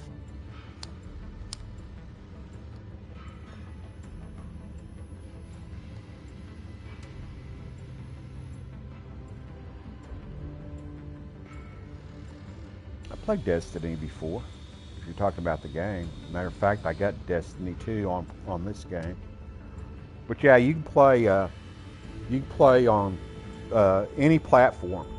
You know, PC, Xbox, or PlayStation with any of those platforms. But some of them may require you to have their premium account in order to do it, but I don't know.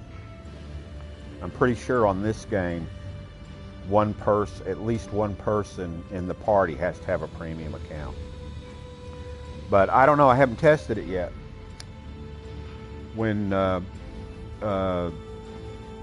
So a shout out to Code Van Gene for being my almost biggest fan. I think he's one of my biggest fans and really kind of helping me, because I've been doing YouTube videos for 2 years, but I've never had this much interaction with people. So I'm learning stuff about it. And a shout out to him, and a shout out, he's my PlayStation buddy that I met from the YouTube thing, but I'm not going to tell you his PlayStation name because that's up to him to decide to give it to you. But he does have a YouTube channel, and it's KGBFU, and he does gaming videos. And shout out to him for being another one of my loyal fans, and for showing me where this hidden mech is. I didn't know this, but there's a hidden mech in the game that you get for free, and he showed me where it was. And he also, I didn't know that you could punch the damn tanks, and he showed me that, hey, yeah, you can do that. So now I know that. I knew you could punch mechs, didn't know you could bend over and punch a tank. But he's been pretty good. We chat on PlayStation. But all right, back to playing. And thank you everybody for watching my videos. I appreciate it. And thank you very much for all my subscribers.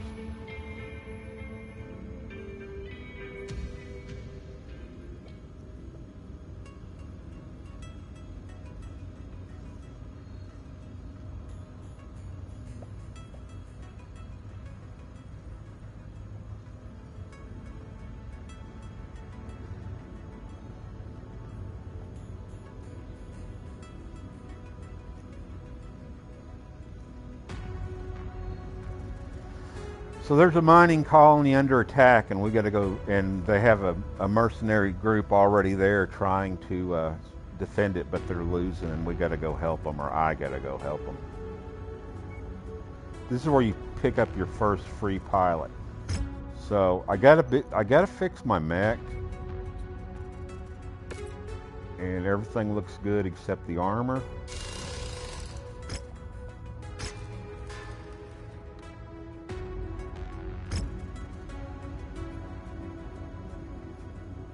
Now the reason I didn't fix the Javelin is because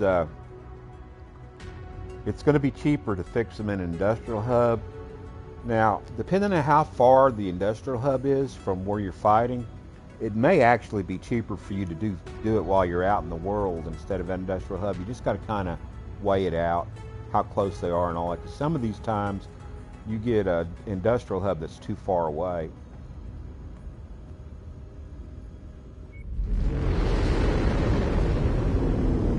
Man, that Leopard is on steroids. Fahad's done some work.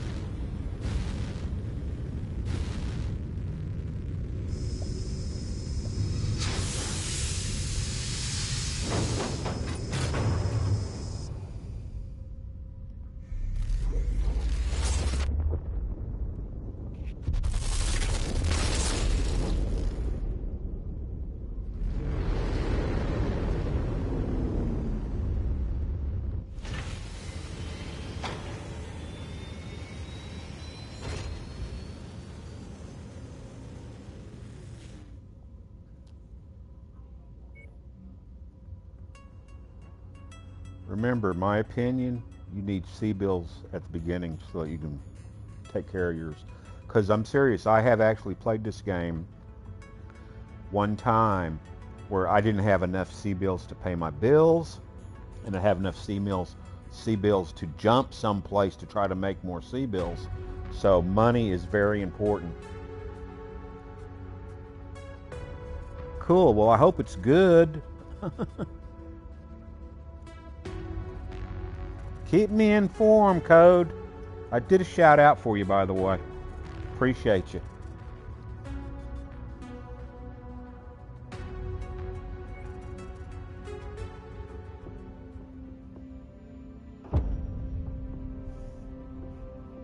Now, one time I saved this guy in the blackjack, but I still didn't get him.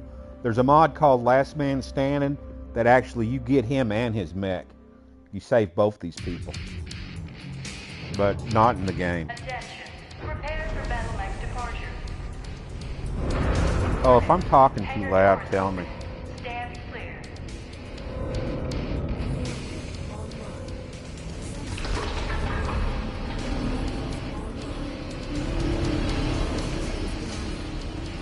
Here we go, Commander. Let's see what we've gotten ourselves into. I'm picking up one friendly, just ahead of your current position. Unidentified enemy units engaging. Copy that. Mayday! Mayday! My blackjack has suffered critical damage, and I am under assault by Raider forces. Please, I need backup! Don't worry, I'll drive these raiders back. Keep out of sight and hunker down. Target acquired.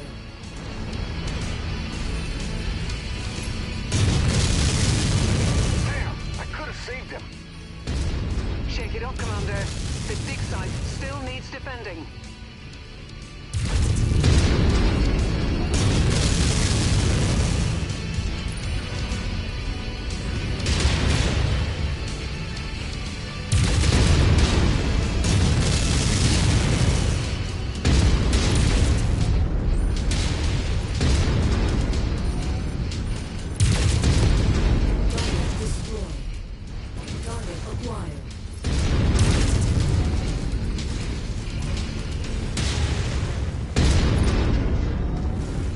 Whoops, I didn't punch him. Target destroyed. Target acquired. Good work. Proceed to the dig site. Looks like the hostiles have launched another attack wave. Roger that. On the move.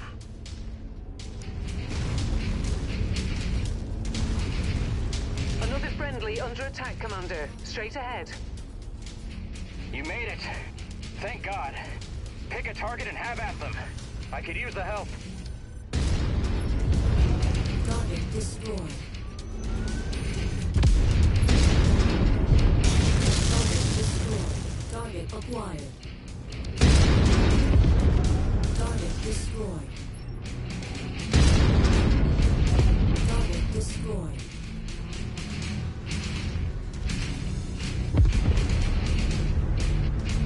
Target acquired.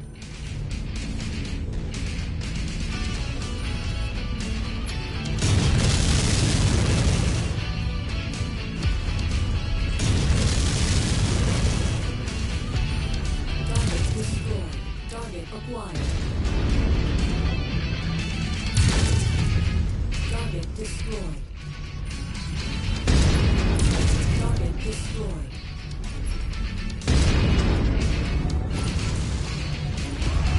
Target destroyed. Target acquired.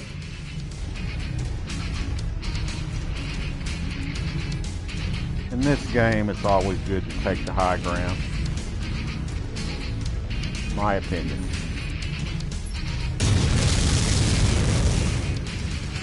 It's a hell of a lot easier clearing these bastards out with some help, Commander. Spears send you? Yeah, said you guys needed some reinforcements. That's an understatement. My entire lance was wiped out. They came down on us like a ton of bricks, out of nowhere. Wave after wave. Been holding them off as best I can, but I don't think I could have held out much longer. Well, we're here now, and we've got your back. I appreciate that. Seriously. See Can't where tell you it how says good it is to see some friendly faces. the We still dig need site. to protect this Yeah. site.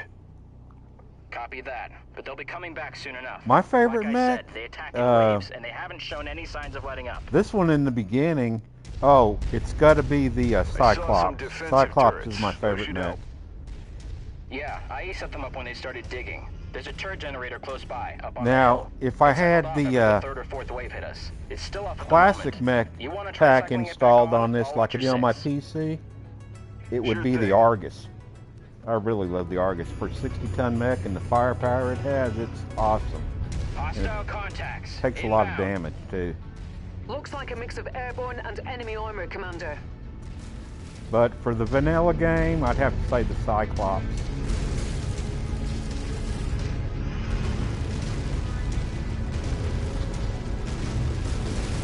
Target acquired.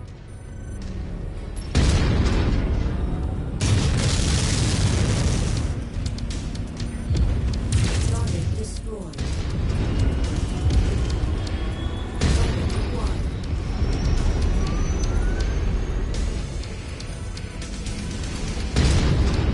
Target destroyed.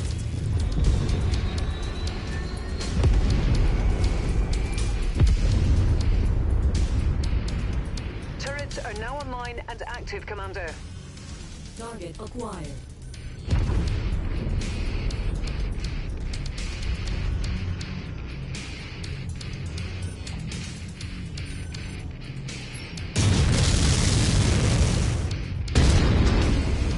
Target destroyed. Target acquired.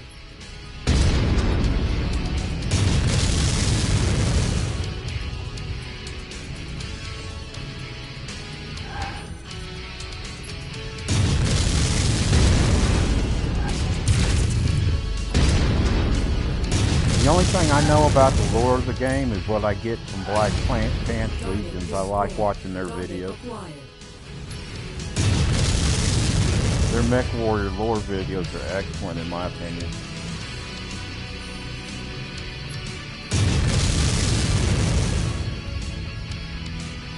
Now if they're accurate, I have no idea, but I sure like them. Damn, that sucker hasn't died yet? Target acquired.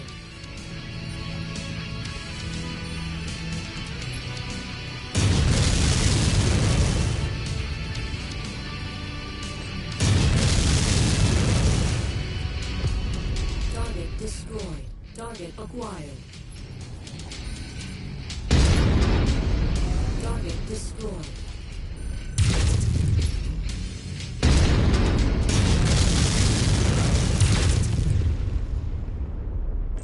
Nice shooting. There's a repair bay we can use. First, you need to cycle on the second turret generator.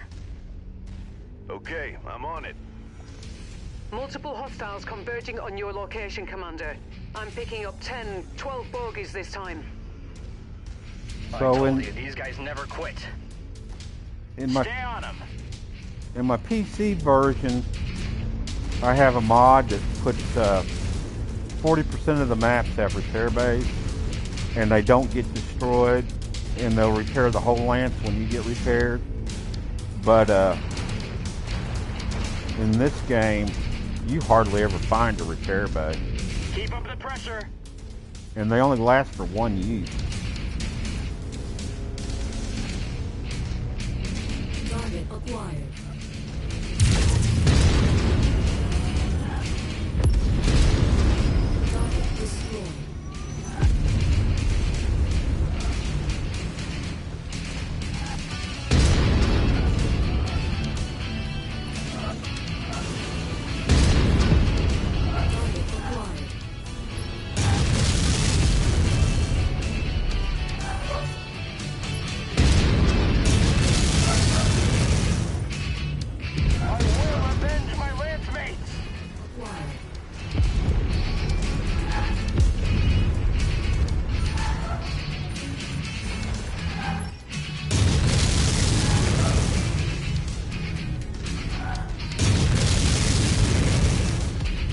Target destroyed.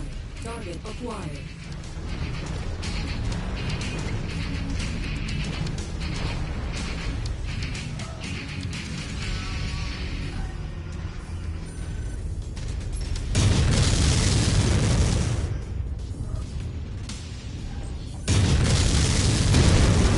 Let's take these bastards down. Acquired. Target destroyed.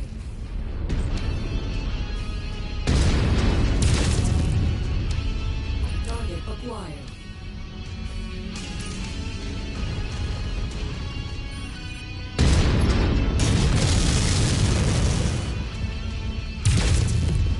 Target destroyed. Target acquired.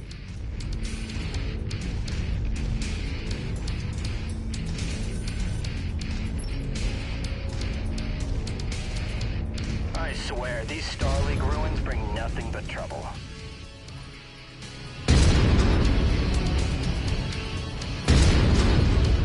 Target destroyed. Target acquired. Target destroyed.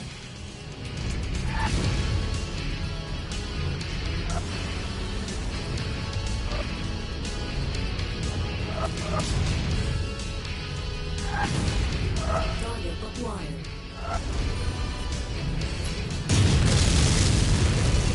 Oh, that's out of range. I couldn't hit him if I wanted to.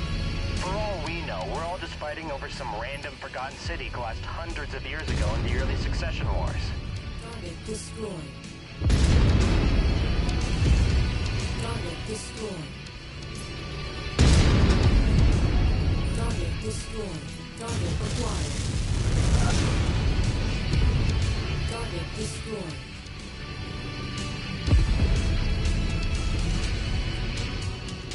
Target acquired.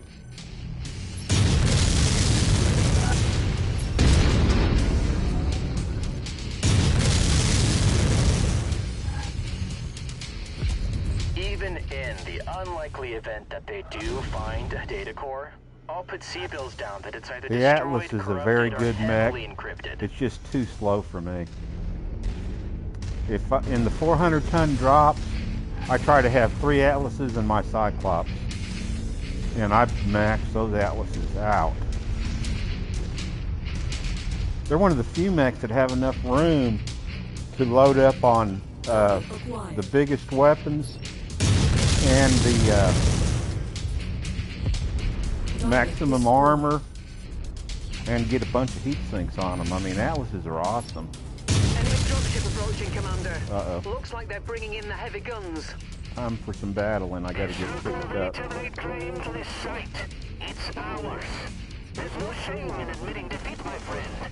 Leave now, and we'll spare your lives. You've been warned. Fight us and die. System offline. Son of a bitch. They're fielding 2 medium mechs.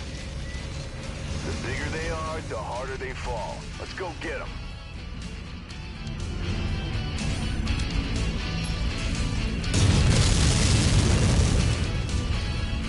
So this guy has a PPC. It does a lot of damage and has a lot of range. So I try to take out his PPC.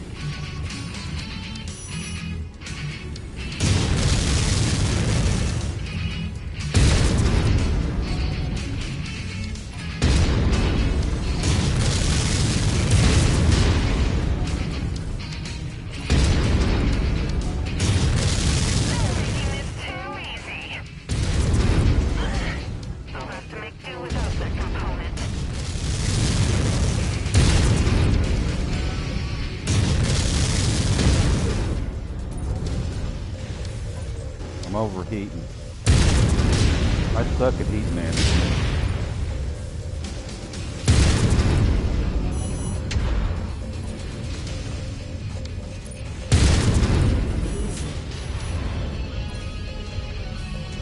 See, now all he has is long-range missiles, so he can't do nothing to me.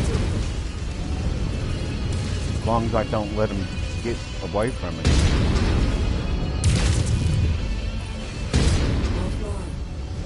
Oh man, I suck at heat management.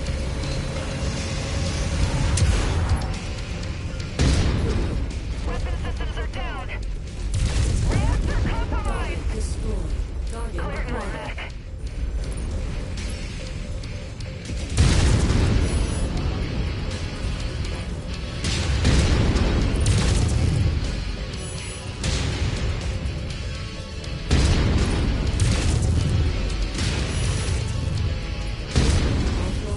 Damn it.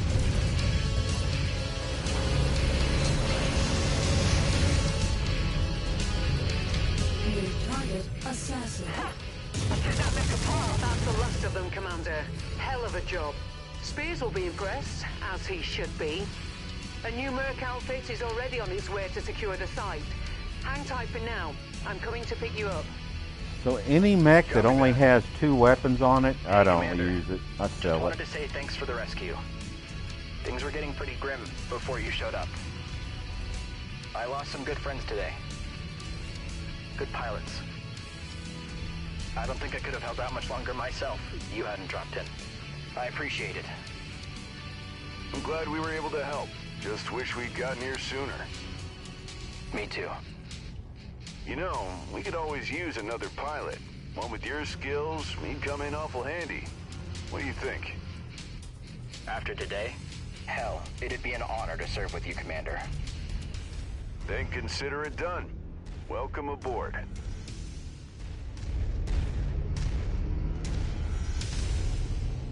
So as far as I know, you can get 7 pilots for free. This is the first one in the base game, rewards for different quests. I hired 3 pilots of my own, because at the beginning you need 4 pilots total to do your missions. And I like to keep 1 for backup because they will get wounded, hurt, sometimes kidnapped, and you have to pay a ransom to get them out.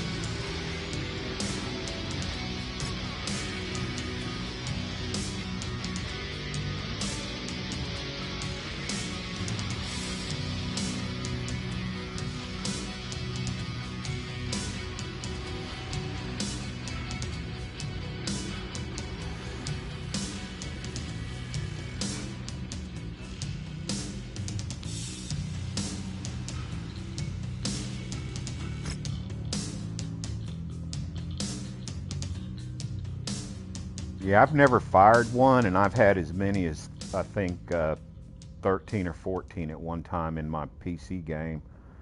But remember that I had a mod called Pilot 330 that has a quest built into it called Finding the Elite, and you have 5 or 6 pilots. You can go out and you help them do battle, and then they join your team. So you get that, 5 or 6 pilots from that, and then 7 from the game. And the Coyote missions, you can get a pilot called Coyote. So they add up, but in this game, they're not going to add up because there's no mod to make it happen.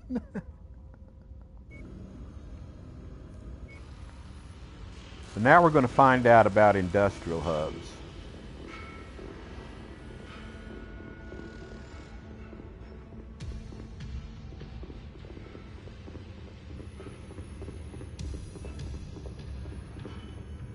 Hi, Commander. Excellent work protecting that dig site. Spears thinks you did a hell of a job. A chip off the old block were his exact words. Referring to your father, of course. That's quite the compliment coming from him.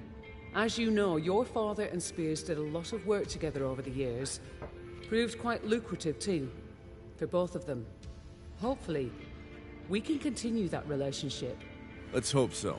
But we need more than one client if we're going to survive out here. That's what I wanted to talk with you about. Our next move. We're operating with a clean slate now, thanks to the new mercenary ID number Spears provided. A whole new name, new outfit. Now we need to get to work rebuilding our capabilities and establishing our reputation. Won't be easy, but nothing worth doing ever is. You up for it? What do you think? I think we better get started then. Plenty of war zones in the inner sphere where we can pick up work. A few safe harbors as well. Places we can hire more pilots, get our hands on cheap supplies. Get some more coffee. First, we need to earn some sea bills to pay for it all. Other than that, I see I'm a a coffee bright holic. future ahead of us, Commander. If you're feeling frisky, buy me a cup of coffee. I got a link on my page. We have a pending Commercial over. transmission from IE already. Seems Spears has put the word out to his colleagues that we can be trusted to get the job done. Before diving right in, I recommend we head to one of the industrial hubs in this region. Pockets of relative stability where we can acquire new equipment and mechs, hire new pilots. We have more mechs than MechWarriors at the moment, so it would be good to expand the ranks. Repairs are cheaper in these regions too. Either way, I've marked the location of the IE contract on the star map. It's there whenever you're ready. Roger that. Thanks, Rihanna. You're welcome, Commander.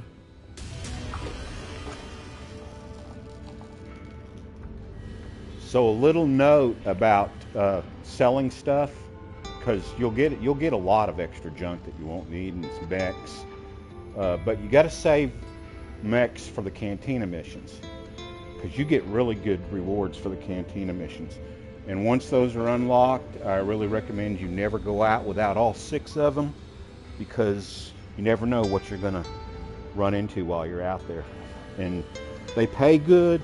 And the higher tier you are, the better tier the weapons are. On the game I'm playing on this, that's just me playing it to get used to it, I was up to level 9, and the cantina missions were giving me tier 5 weapons. And most of the regular rewards from like the Federated or Davion and the Independents were giving me tier 3 and tier 4 weapons. So the higher you get a reputation with them, the more better rewards they're going to give you. So co-op is unlocked. So this is the guy that's telling you about the cantina missions. Hey kid, I heard your old man biting the big one. Tough break. He was one of the good ones. Rihanna reached out and said you were stepping up and taking over for old Nikolai. Good on you. I wish you all the best. Anyways, I wanted to reach out and chat. Kid, old Nikolai knew better than most that the inner sphere can be a harsh place for us smaller merc outfits.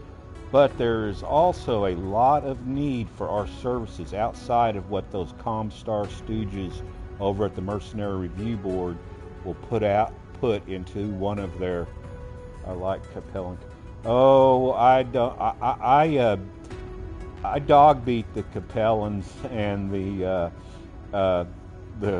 House Creed. They're my whipping dogs.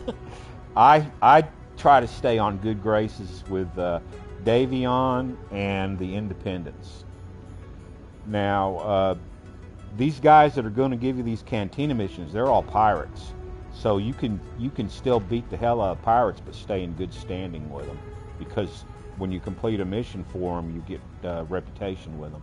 But anyhow, that's basically what this is telling you.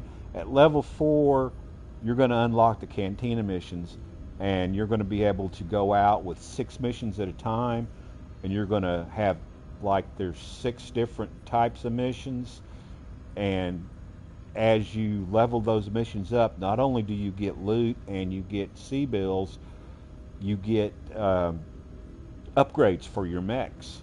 You know, more firepower, better armor, better structure, more range, more sensor range. I mean, just, there's all kinds. Now, each mech is different, and they have only so many spots to upgrade. Some have 5, some have 8, some have 9. You know, average is probably 6. But it helps. It makes your mech stronger, makes your weapons more powerful, helps you manage your heat better. But that's what the Cantina missions are all about. Yeah, better heat man, I suck at heat management. Before this is over with, this Centurion will have a smaller autocannon and 3 to 4 heat sinks. And when I get to where I can start buying double heat sinks, I'll double heat sink them and then probably go back to a larger autocannon. But I like messing with building the mechs. Now, I think this may be where they give you the 20-ton mech, but I might be wrong. Actually, I don't want to do this one yet. I want to go to Industrial Hub. And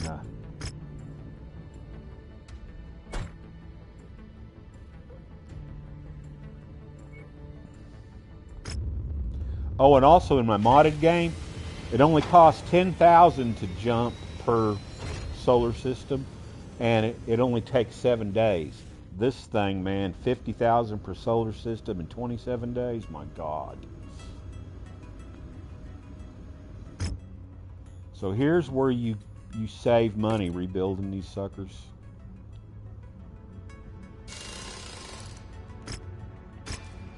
Now you can just go up here and hit repair, but I like looking at that loadouts, but I know what these loadouts are. Now, I'm going to manage his mech. So I don't like jump jets. They take up room. And when I get an LRM-5, I like them to have at least one long-range missile on there. But now watch, this little sucker here, if you max the armor, even without the jump jets, he does not max out all the way. But I like to tone them a little bit. Like, I'm going to take the rear down to 10, and remember, most of the time you're facing your enemy.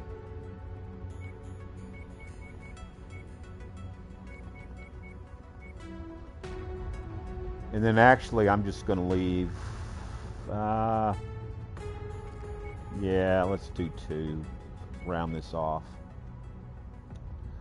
But there's no way to max this particular mech out all, you know, to the maximum. But it's pretty durable. Hardly ever gets destroyed. So that's good.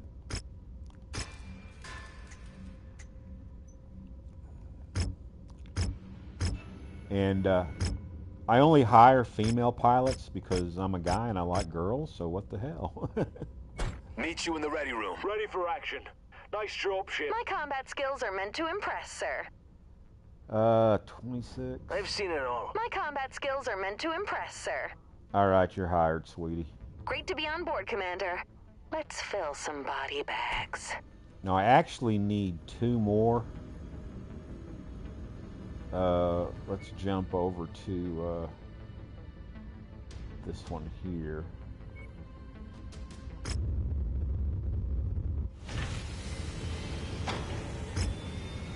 And when I get some C-bills, I'll start picking through these weapons. Like, I'd rather have a burst fire. And anything that's a better tier, I'll usually buy. Like I said, there's crates out there, but that's a lot of... And I'm going to do a lot of grinding because I want to get my money up so I can afford those 3 Atlases when I find them.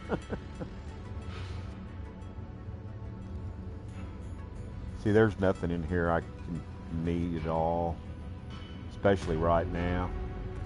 I will build my ammo inventory up a little bit at the beginning of the game, but not yet.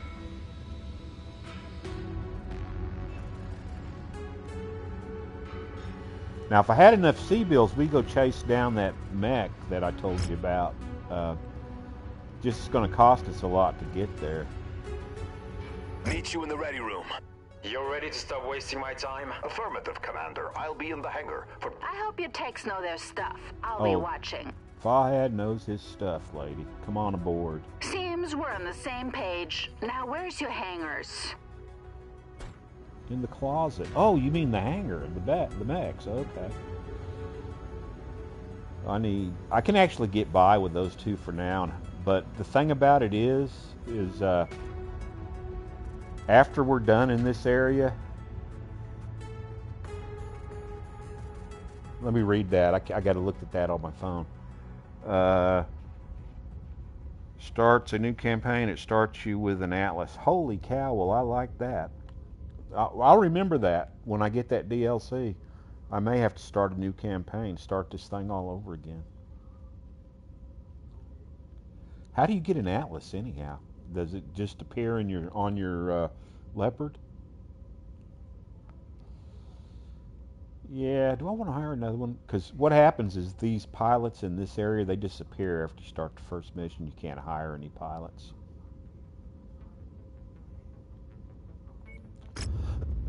Then you got to go hunt for them.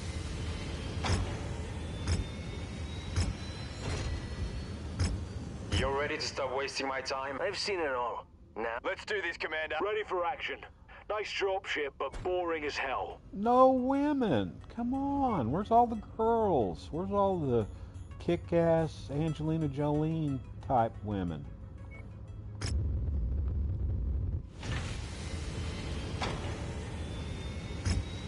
I'm gonna spend all my money jumping.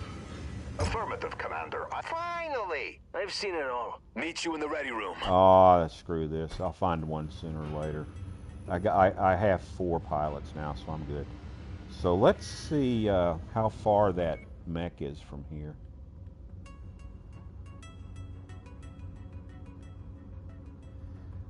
There. 250 to get there? Yeah, we need another mech. What the hell?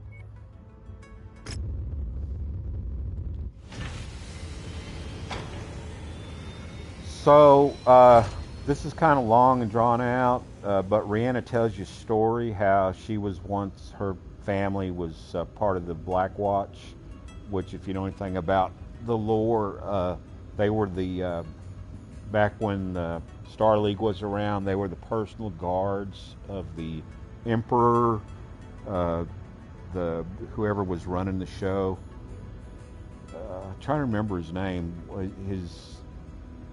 His father or brother died, and he was only like 16, 17 years old, and he became emperor, and they were his personal guard. Those documents you uncovered appeared to be more than just historical records. They were encoded transmissions. Memo, me, impune, licit, I guess. No one provokes me without impunity. Growing up among the clans of the Northwind Highlanders, my father, my father taught me that those words held special meaning among them. They were the words of the Star League Defense Force Royal Black Watch Regiment, a unit that originated among the Highlanders and became the personal bodyguards to the First Lord of the Star League. Before the collapse of the League turned what remained of us into mercenaries. While the Inner Sphere believes that they died off in the Amaris coup, I guess his name was Amaris. I remember watching videos about that. That's the only way I know the lore in this game is watching videos. And what I learned playing the game. I'm not a big BattleTech, play the board game, that kind of stuff. I have played some of the the games where you do the strategic command, RTS games. I played RTS games, the MechWarrior before. I have a couple of them, but they're for Windows 98, and I don't think they'll run on Windows 10. Got them on CD.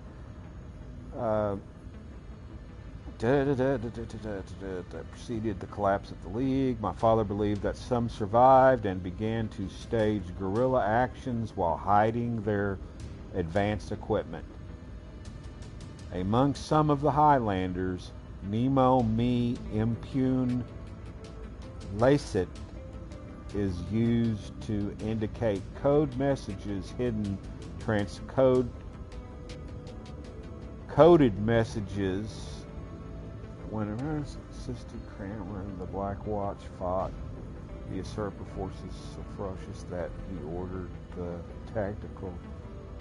Yeah, in their videos, they actually said that they came real close to getting through. That's when they used the nukes. Oh, and he nuked his own men. Huh, don't remember that, but hey.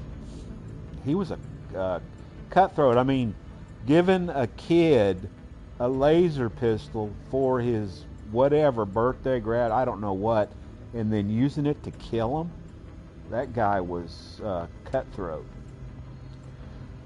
I broadcast as a code shortly after we left the system jump point.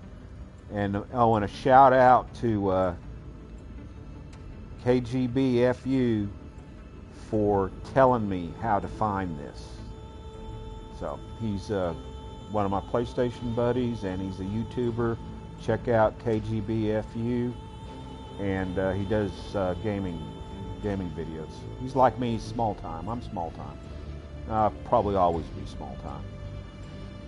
The beacon led to a SLDF, Star League Defense Force, marked battle mech orbital drop clone, masked by a small ore-rich asteroid it has been attached to. Without the beacon, no one would have ever known it was here. Readings indicate that there may still be a mech in the cocoon. Let's get Fahad prepped for recovery and see what we got. And we're going to get a Wolverine. Not my favorite mech, but most Wolverines only have 2 weapons. This one actually has 3. And they're not bad weapons either. Let's see, what's last? Yeah, the Black Watch Jump Assault Marines almost made it through. Yeah. And it's really great that people really are into the lore about this. I like the lore, and I respect it, and I really, really do like watching videos about it. But I've never read any books or anything. I know there's some Battletech books out there and stuff like that. So now, we got this guy right here. So I can't do anything to him because we're in a system that doesn't have any repairs. We can't even look at his loadout. But I will strip his jump jets, up his armor, and maybe add some more heat sinks to him once we get back to reality. Not a jump jet fan.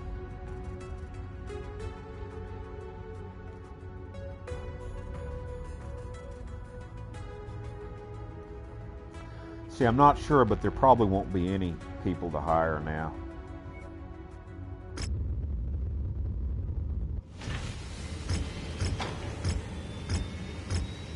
See? No more pilots. They all tucked tail and ran to another solar system. Okay, so.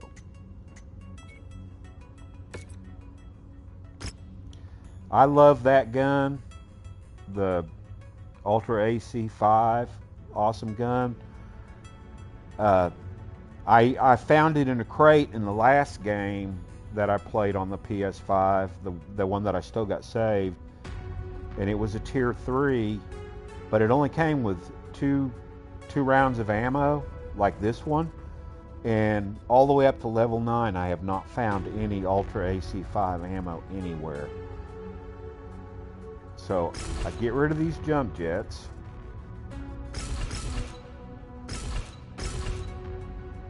And also, That's a pretty good weapon. I might leave it on there. I actually would rather put a LRM something else on there. What's this weigh? Put a LRM 10 on there. They weigh 10 if I remember right.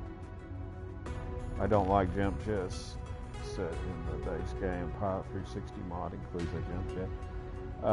I have that on my PC, the 330 pilot mod, but I never use jump jets, and I don't usually leave them on the mechs. So see how much his armor's up? I don't have any good LRM 10s. I'm just going to leave that Artemis on there for now. So this weighs 1 ton more than a regular SRM 6, but the Artemis has it locks onto its target faster, and it tracks it more. It holds the lock longer than a regular one.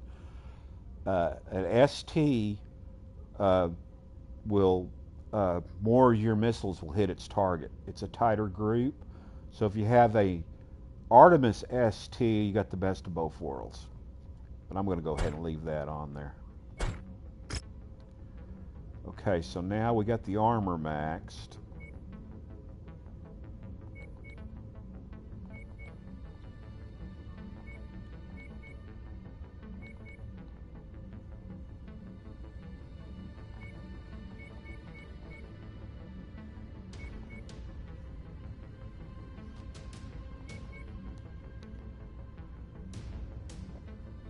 We got room for one damn heat sink. Oh well. One's better than none, right?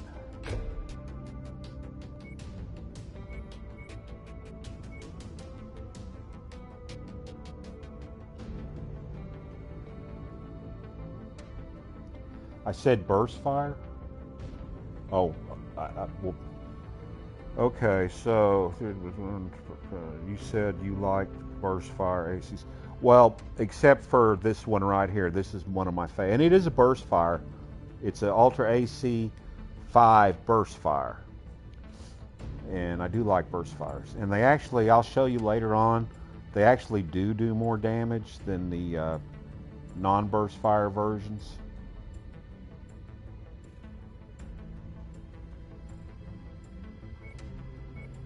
But only when you get up in the higher tiers. I think at the base tier, like right where we're at now, burst fire doesn't do any more damage than it does. I'll look to make sure when we get that far. So we got one heat sink. I'd rather have a couple more, but we're going to hold off. I think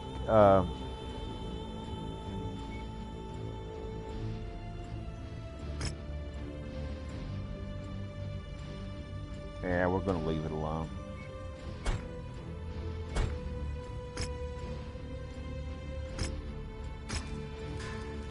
So now we have 4 mechs and 4 pilots, but our first mission might not let us take all these mechs.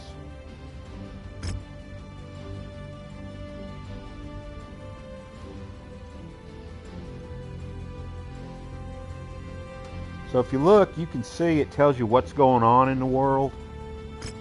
And you can get a little bit more about who you're fighting against. I don't want to fight against any of the, independents. I want to try to stay. Now, some missions you're forced to, but I want to try to stay on their good side and House Davion's good side. And a little bit of Steiner and a little bit of Merrick. The rest of them I don't really care about. Now, I'll be House Liao. I'll be kind of light on doing them until after I complete the hazing of the week, because I try to get as much points as I can for salvage on that mission.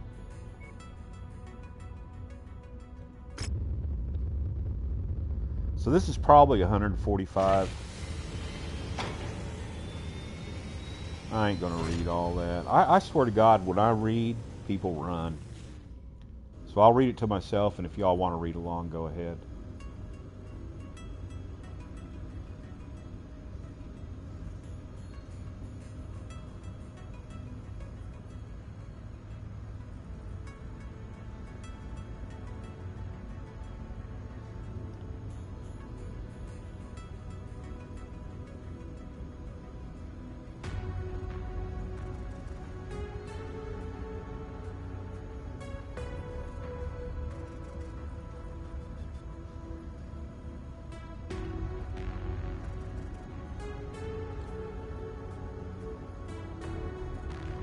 So they say that if you kill the leader, they're going to go. They lie. They don't leave.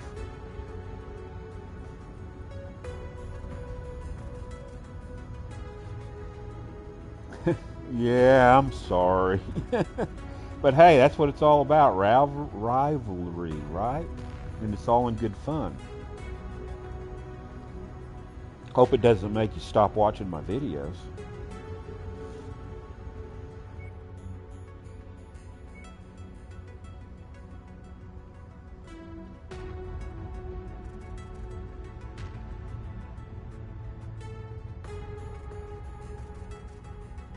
We're reading heavy weather warnings out there, Commander. Expect limited visibility and sensor malfunctions on this mission.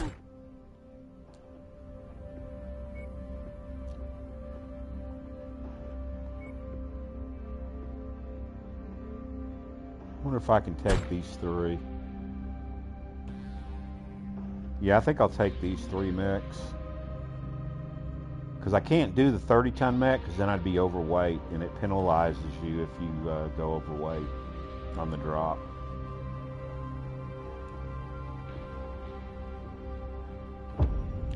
Now, there are about 4 to 6 loot crates in this drop.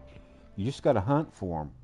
Now, I had a mod on my Commander, PC. The only thing standing between us and this company's supplies is their leader, Anders Willman. Take him out, and we'll be able to get our salvage crews planetside. Willman's forces have mostly fled the area, but you should still expect some resistance. So I have a mod on my PC called Stack Crates, and it puts more loot crates on the map with better loot, but more money, more C-bills, and it also shows you where they're at. I mean, you can. It's in a setting. You have to have a mod. Oh shit! Maybe there's a mod for setting up all these mods that have control panels. You have to have that installed, and then you can adjust the. Now it'll still play without that mod, or at least it did when I first got it. But what you want to look for is stuff like this. Once you've found See, the there we targeted go. asset, move up to it, and we'll begin the recovery procedure. Now you won't get much, That's but close enough. you'll get Ready to start C-bills. pickup operation.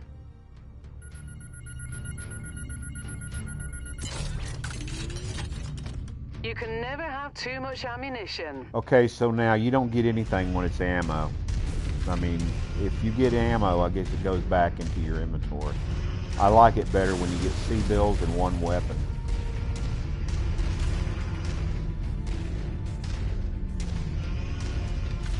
And just a good point, it's not on all maps, but a lot of times the loot crates, there'll be some hiding in the corners.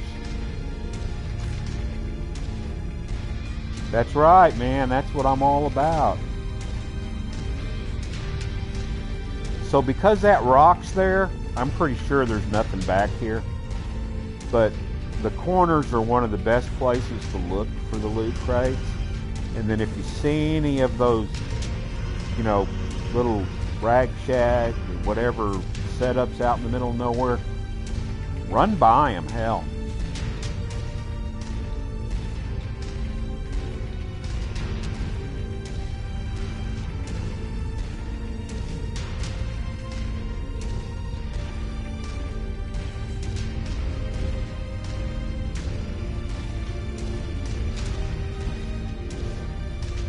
Yeah, I walk all over maps. I bet any of you guys won't stick with me when I start doing a big map and I'm running around looking for crap. Because you may scavenge a whole frickin' map and only find 2 crates, or you may not find any crates. But when you go out there and you find 6 or 8 crates, you're a happy camper. And I think there's about 4 or 6 on this map. At least, I mean, they're randomly generated, so there's no guarantee.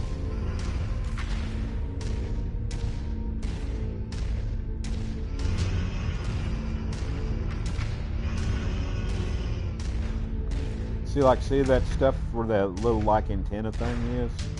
Usually there'll be something around it. Actually, it doesn't look like there's anything around it, but... Detecting unidentified mechs in the area. Moving in to investigate.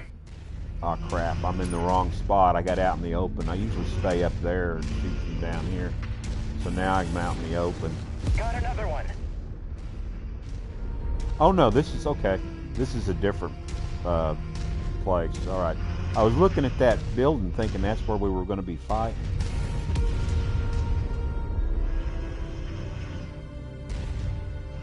And also, sometimes them loot crates will pop up inside of these little buildings. If you find the acquisition, See? just walk up to it in order to pick it up. I'm getting happy. Making my day. Target acquired.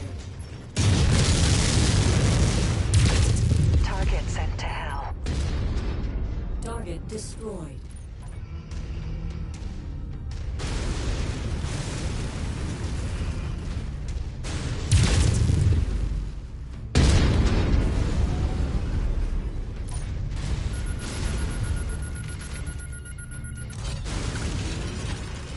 Cargo acquired. So look at the C-bills you get out of them. We only got 14, almost 1,500 C-bills. But still, hell, man. You know, 1,400 plus adds up. And at the beginning of the game, you need that. Trust me.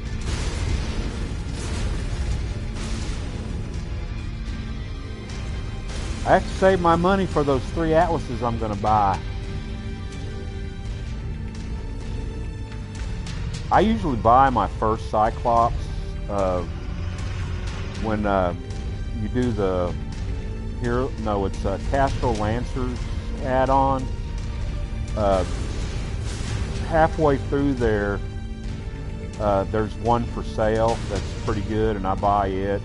And plus, that mission not only gives you 2 pilots, it gives you 2 mechs. You get a Cataphrax and something else.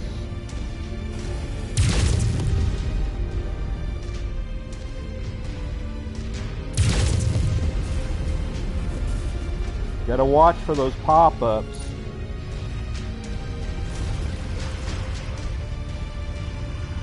Oh, and sometimes those crates will pop open. You know, the lights will jump up out of them, and you'll miss it. But if you just kind of look around, they're pretty bright. They're not as tall. They're probably about as tall as that building. In the stacked crates, you can make them go all the way to the sky so you can see them from anywhere in the map.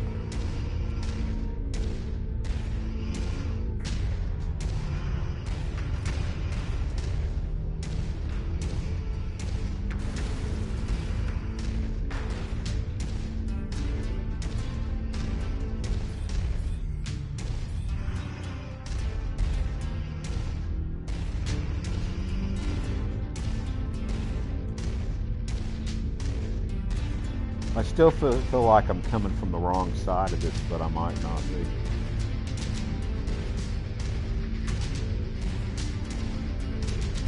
Uh-oh. Okay, pause. Time to sip some coffee.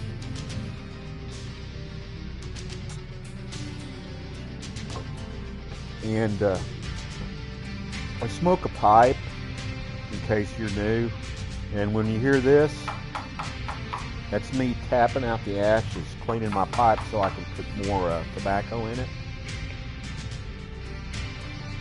And it's just regular pipe tobacco, nothing fancy, nothing medicinal. I just like it. I like smoking a pipe. It's relaxing and enjoyable. Been smoking it since I was 36, and my doctor still hasn't told me I need to quit yet. Now, my dentist wishes I'd quit because it stains your teeth.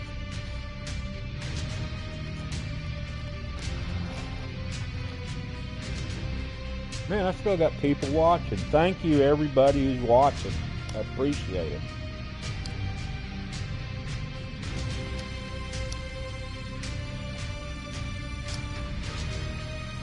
Okay, pipe's lit. Ready to rock and roll.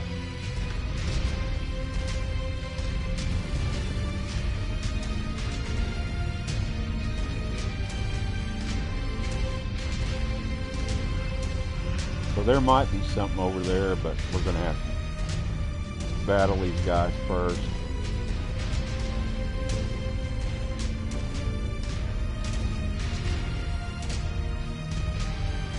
Huh, I'm still not up. I came in this the wrong way or something.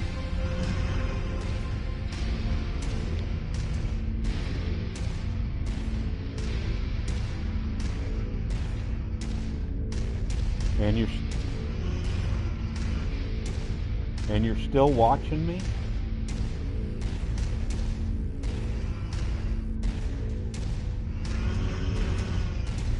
I thought I seen something over here. I guess it was rocks.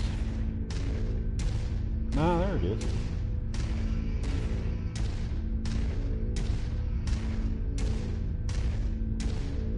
I could have 0 people watching. I'd still play this game and share it.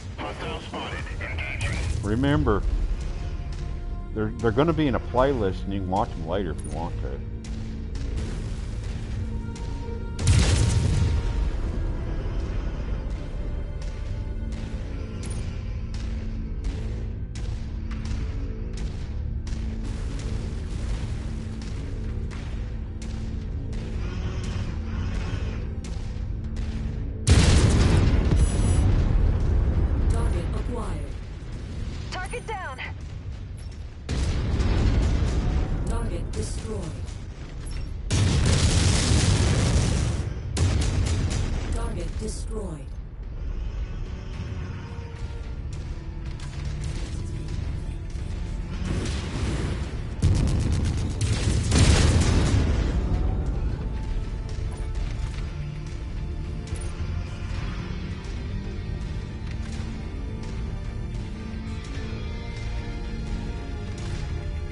I've done it with my grandson on my PC. We did a little playlist called Gaming with Grandpa. That's about the extent of my multiplayer games. A lot of chatter and cutting up going on in those ones. But that's all the multiplayer I've done. What is this? Another work band. I don't know what you're doing here, but we've picked up a ship and moved us upwards. If you're looking to raid us, you're going to be sorely disappointed. And if you're looking to die, you have come to the right place.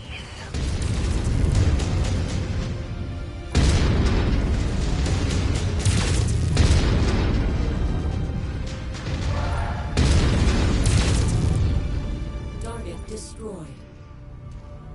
Target acquired.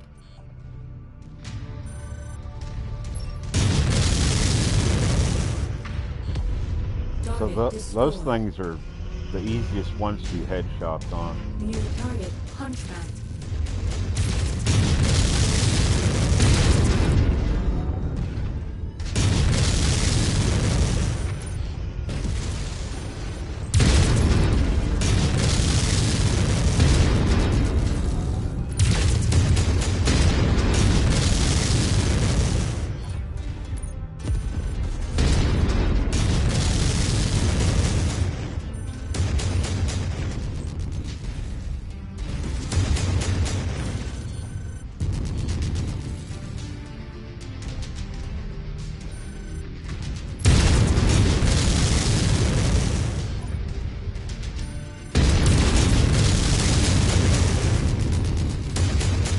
All right, thank you. I appreciate it, Travis.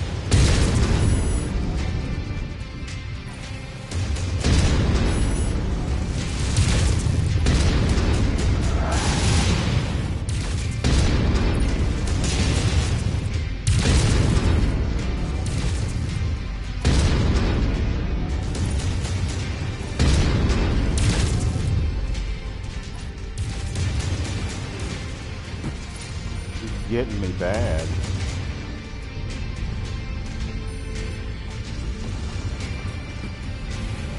right. Willman is out of the picture, and we'll be able to get ourselves some of his much-needed resources. And hey, the Inner Sphere is a better place without him.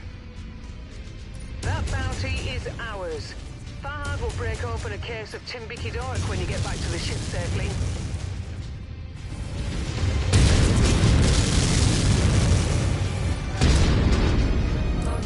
Yeah!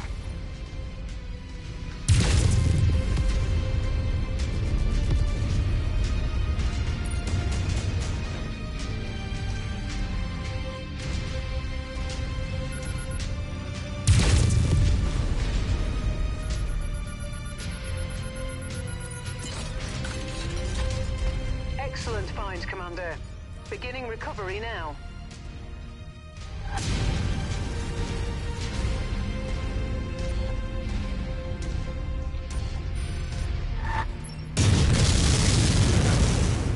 Target acquired.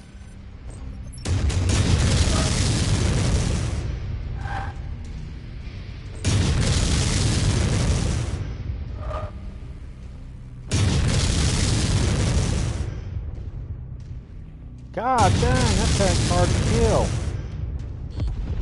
Target destroyed. Target He's not acquired. too easy either. Target destroyed. Okay, so now I'm going to start searching for those crates. And there's probably going to be a couple more... Target acquired.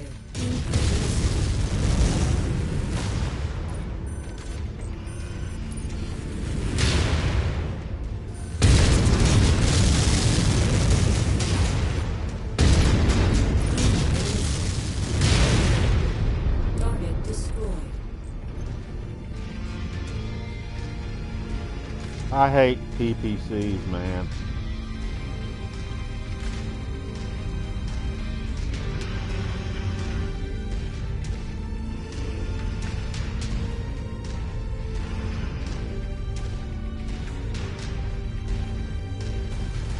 I like using them, I just don't like getting hit by them.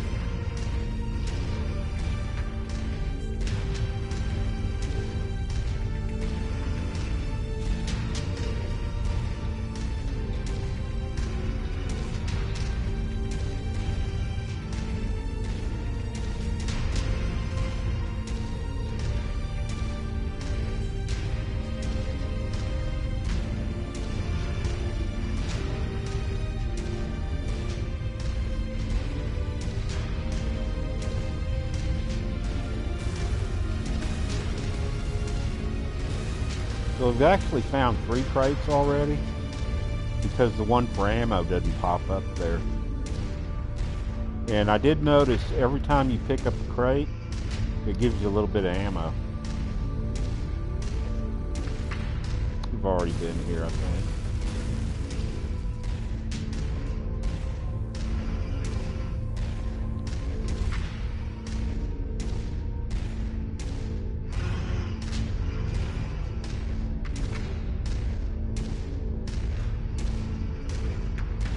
Probably still a couple mechs out there. There's definitely some tanks and gunships.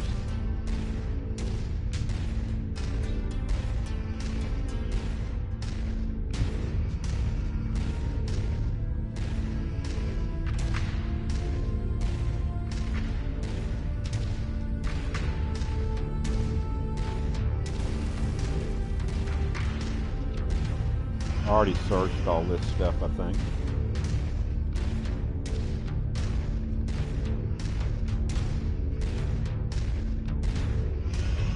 Pretty sure I have. Yeah, I've been down there. But you never know. And now those crates, when they pop up, you can visually see them, but they don't show up on your map. Like in the Stack Crate mod on the PC, they actually have they show up on your map. But not in this. But the light tower will stay up until you pick it up, if you pass one. And it's a good thing to look around, because Rihanna won't always tell you set one off.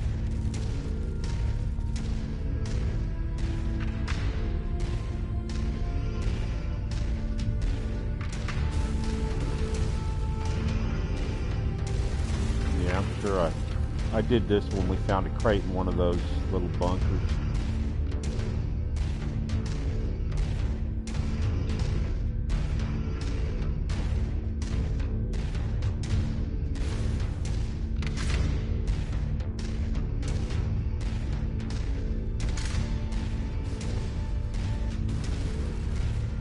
But remember, they're generated randomly, so like I got 6 crates, I think, the first time I did this. But I'm not seeing that many yet, but we're not done.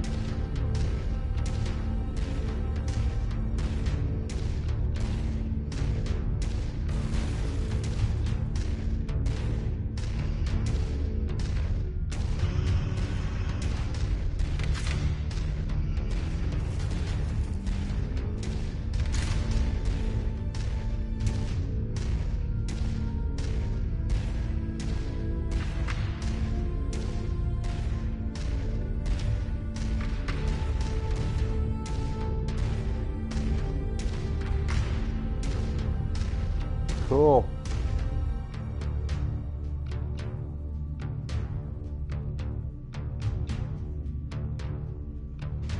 I guess comments make a big difference too, right? Views are probably the most important thing other than subscribers.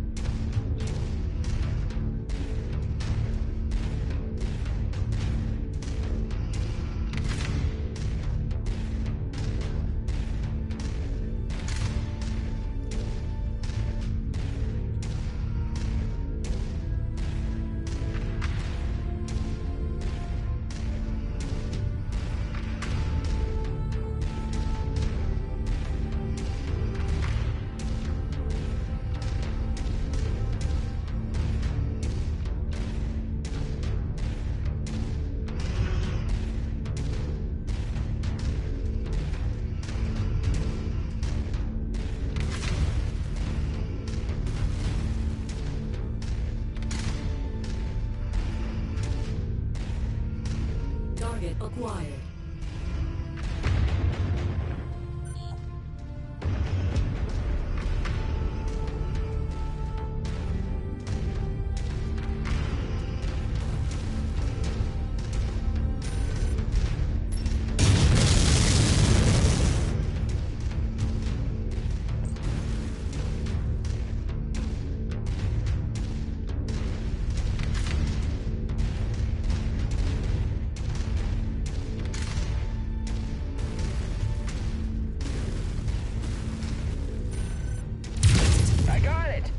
Destroyed.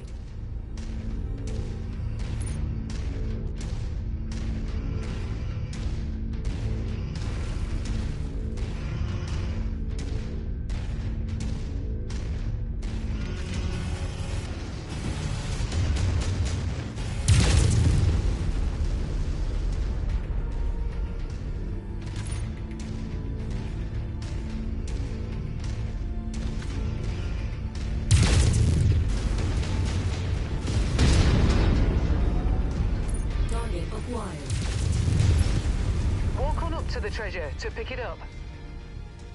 Crate number 4. Hopefully it doesn't just have ammo in it.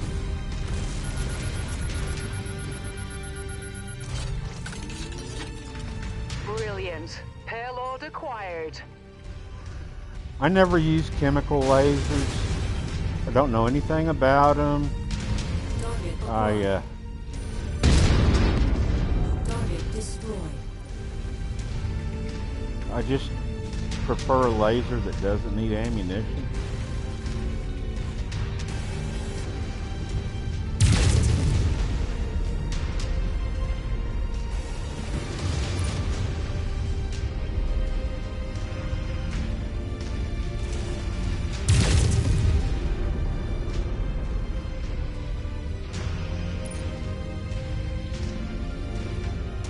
That's the kind of stuff you want to look for to find crates.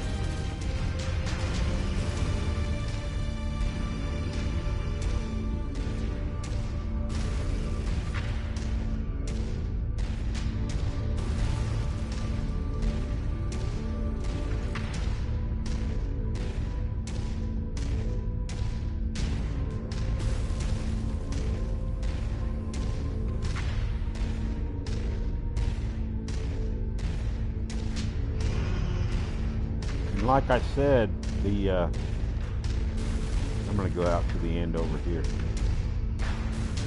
The higher level you are, or actually the level of your mission, the more tier of a weapon you'll get out of those crates.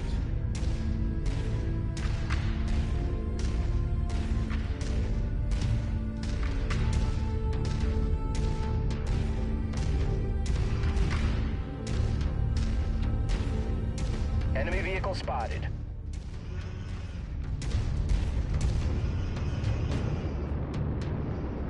So now, remember, when you get the Leopard to land, they'll help you.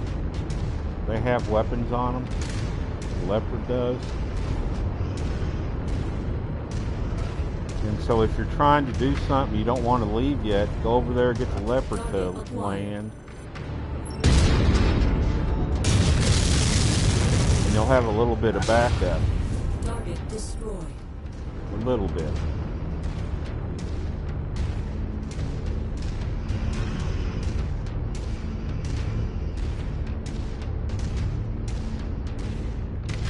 But look at all the C-bills we get out of them damn crates. Now sometimes that's all you get. It adds up, man. Like I said at the beginning of the game, you need C-bills. And like he was saying, free. It's free, man. Just a little bit of wandering around and searching. Now, it's never very good when you wander and you don't find nothing, but when you wander for a long time and you find a crate and you go, oh my God, there's got to be more out here somewhere.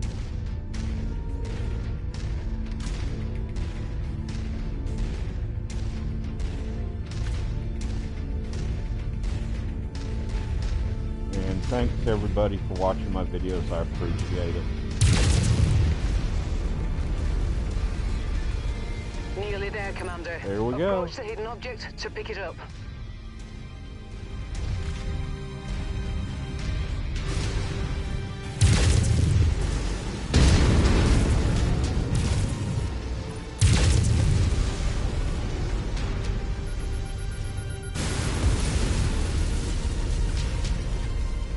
Package acquired.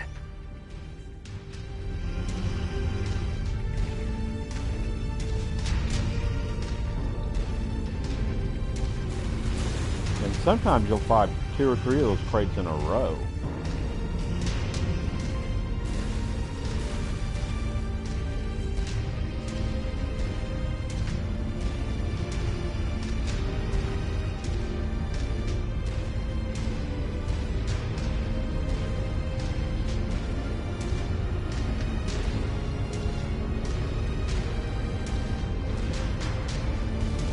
And I'm always going to take more damage than anybody else because I'm out front and just beating the hell out of them.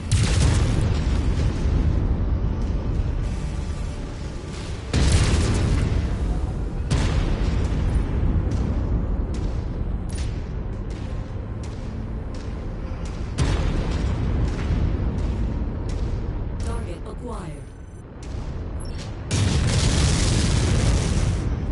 Yeah, I hit the Leopard, oh well. Fahad is going to be pissed.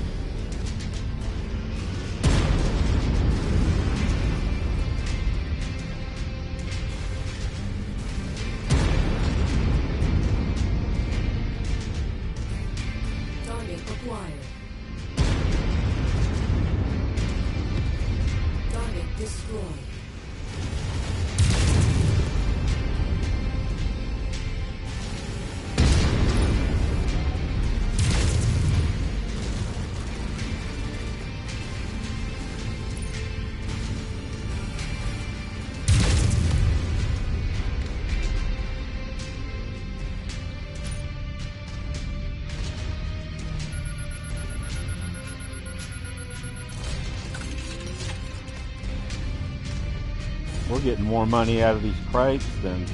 So I found 6 crates altogether because the ammo crate didn't show up. It just goes into your inventory. And but we're getting more money out of these 6 crates than we are out of the mission, I think.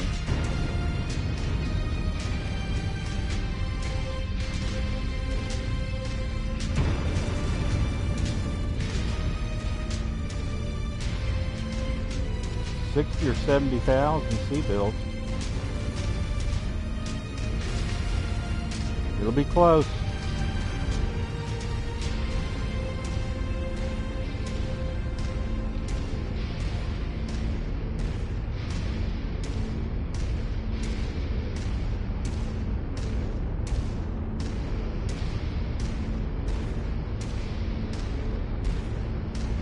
I think we already searched this, but what the hell?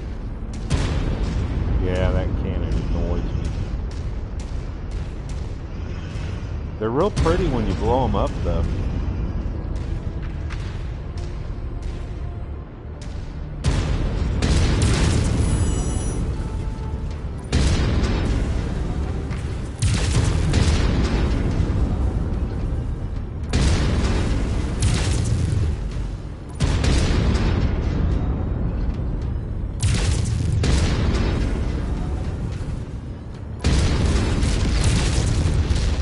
Goes.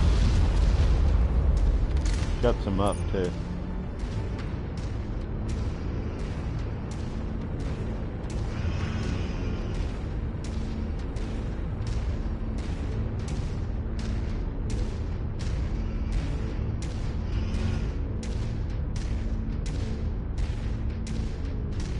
Yeah, I know I've already been down there.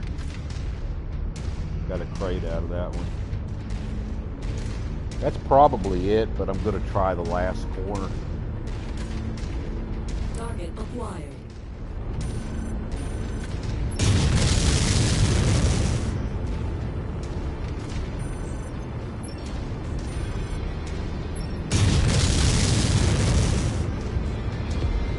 Target destroyed.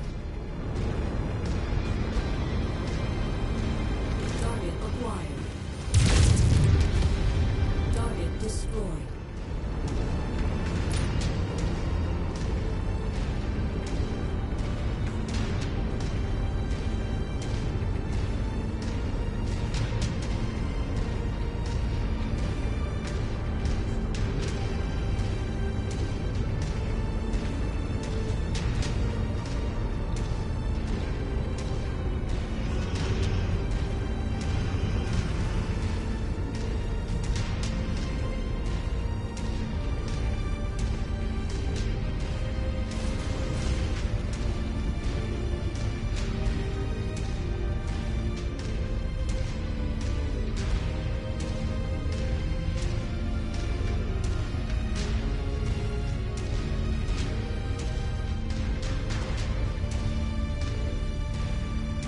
Yeah, I think I've already been here. Okay, time to walk through that outpost and go back to the Leopard and go get repaired, try to find us another woman pilot, and then start our next mission. So I usually grind in these this area where the first missions are all at, because they're a good way to build up your reputation and build up your C-bills.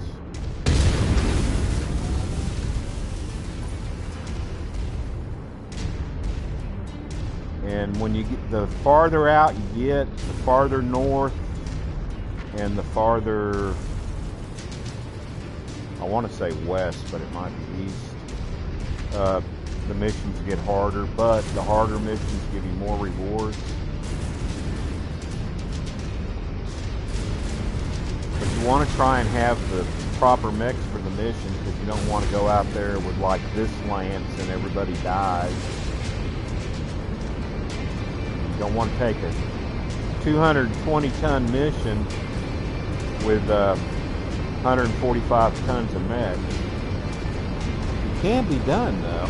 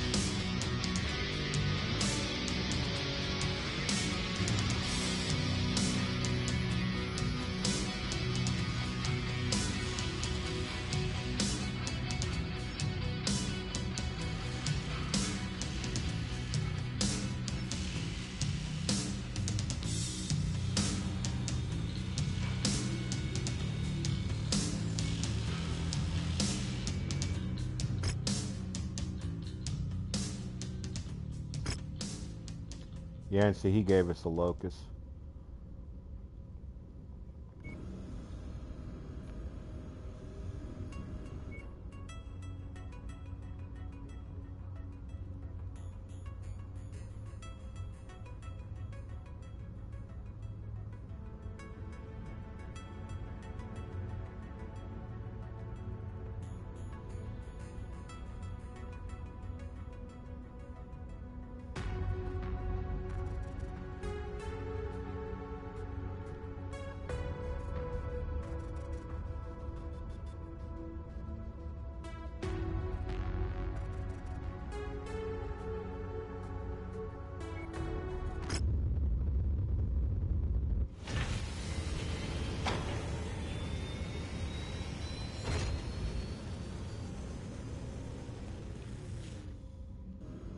You looking for a dedicated gunner?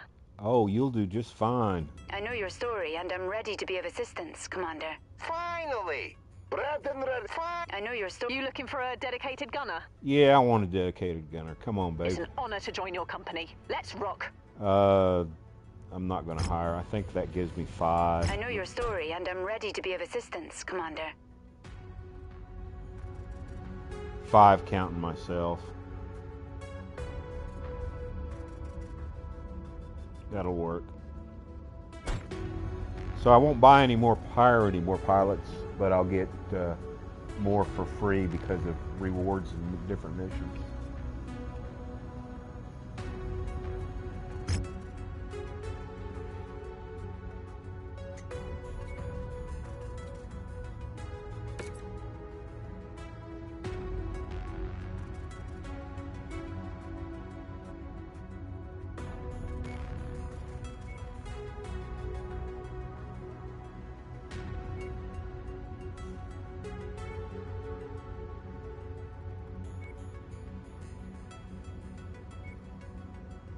Oh, I like that. It's going to give us a little more firepower, a little more range, and better heat management by going up to the next level of weapon. No, I mean 0.5, but hey.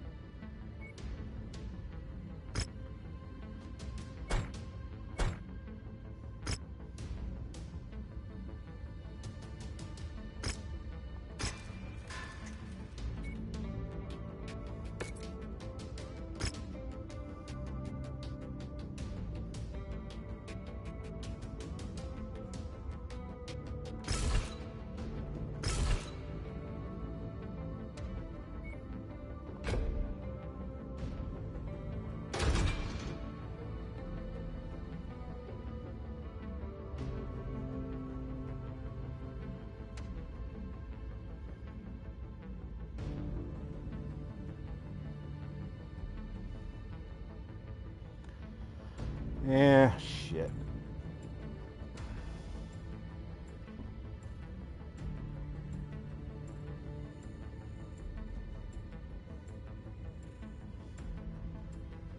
Yeah, that'll be okay. They're fast. Be hard to hit the head.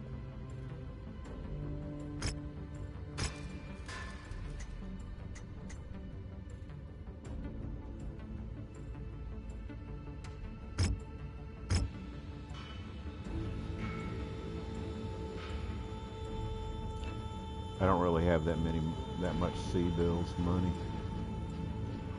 Just checking just in case.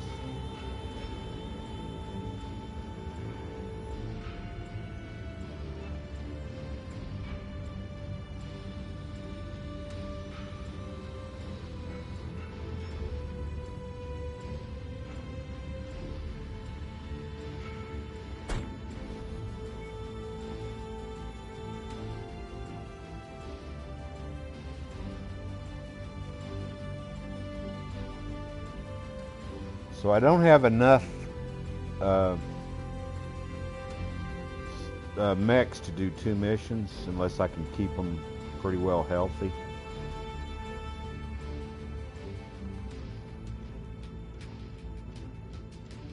Yeah, let's see what the missions are.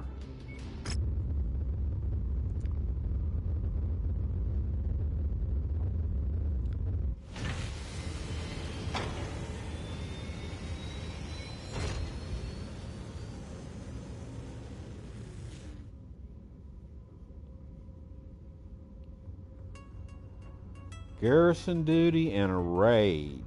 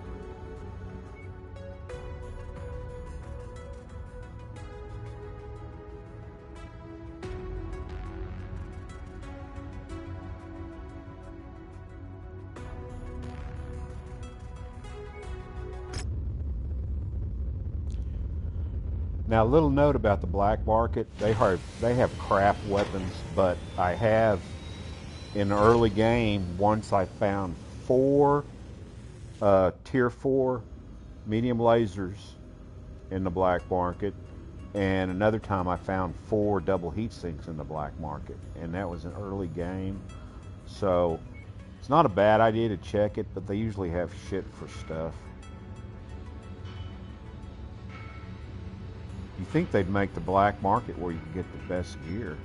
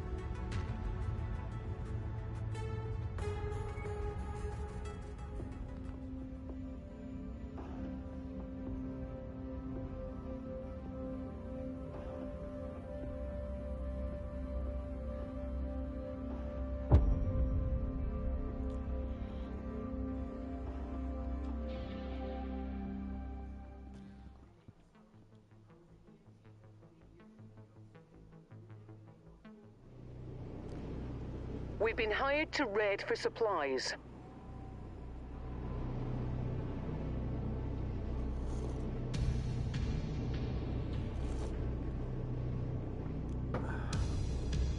Coffee break.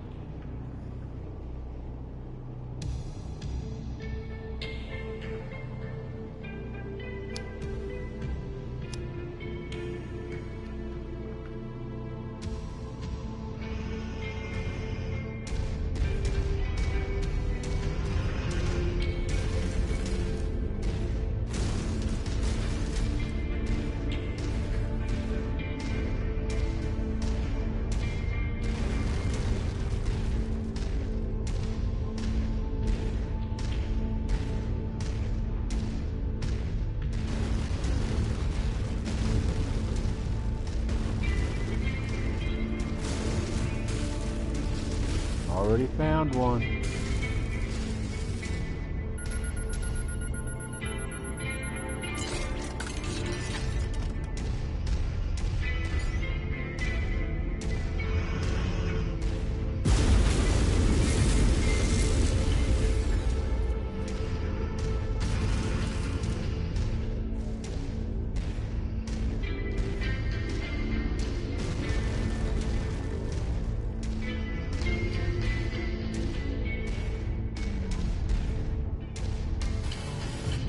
Target down.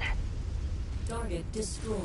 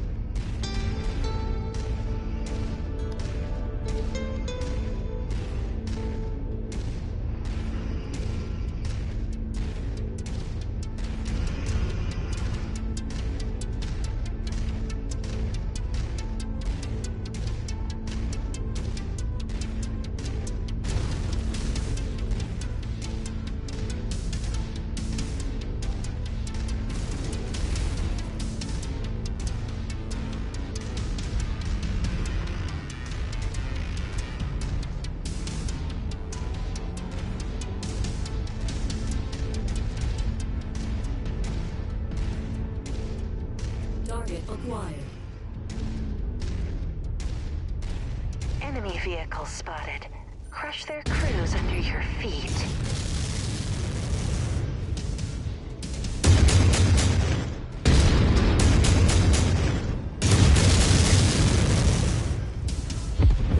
Target destroyed.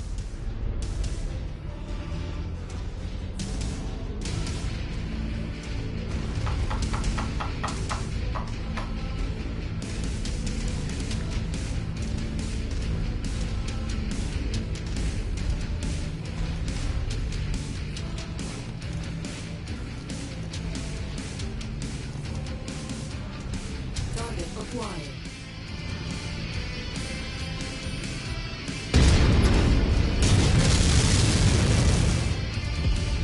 Target destroyed.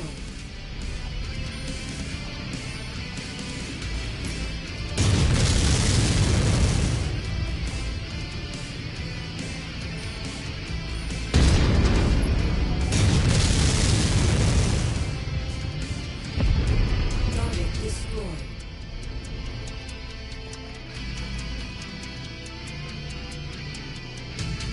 Okay, I gotta run to the bathroom real quick. Old man drinks too much coffee. I don't think anybody will attack while I'm gone. They might. And my dog may pull the trigger a couple times too. Take over for me, Pupper. Kill any red mech. Come on.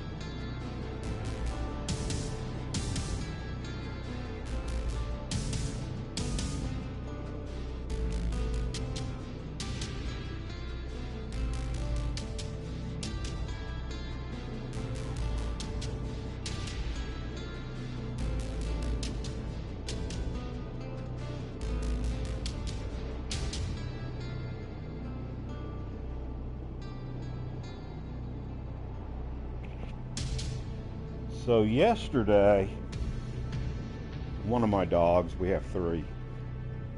It was probably Pupper though. She likes to move around on the couch. Knocked the controller I was using to the floor. Now everything works except the down on the D-pad. And I reset it. That didn't help. So I'm going to have to open it up and see what broke inside and try to replace it. I have one that's working fine, but as much as I play, it's good to have one on the charger. Let me see how much life it's got left in it. Oh, it's still showing fully charged.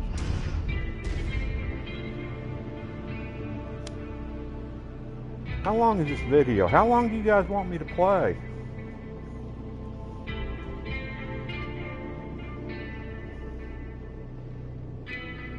Three hours and 30 minutes.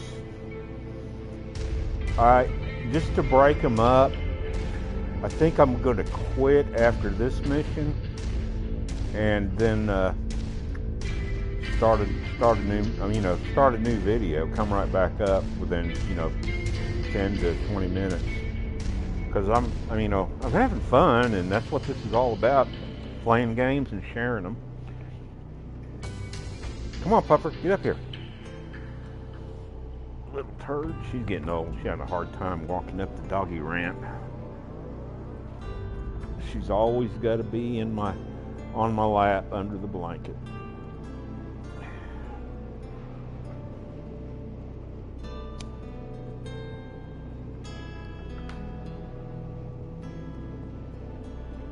Thank you everybody for watching. I appreciate it. I really do, man.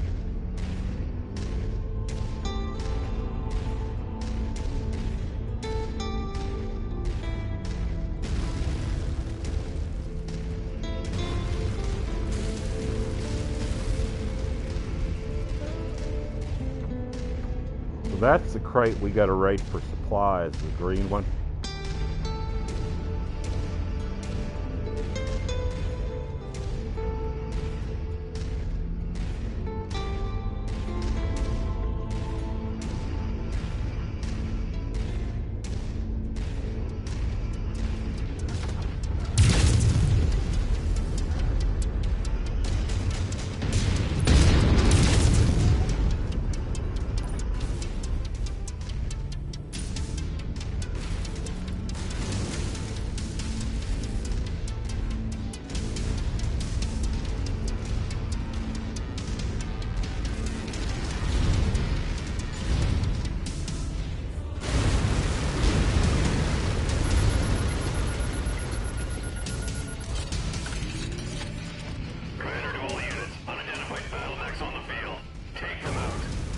So we actually got ammo out of that crate.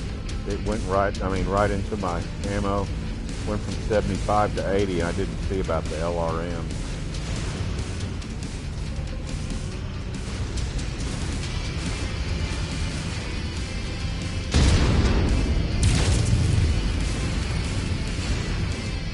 Gotta be careful about some of these pipes. They'll blow up and hurt you. Those things too. And these generators, they will hurt you if you walk through them.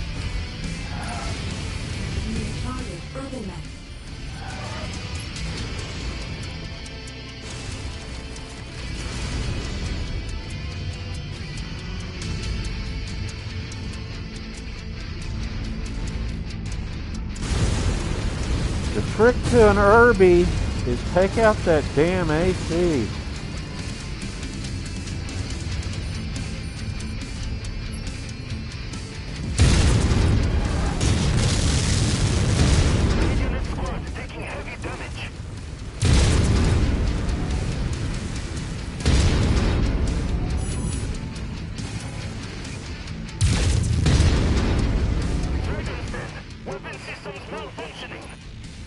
Eject and run.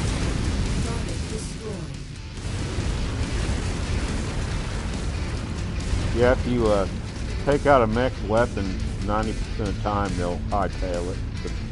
The pilot will eject.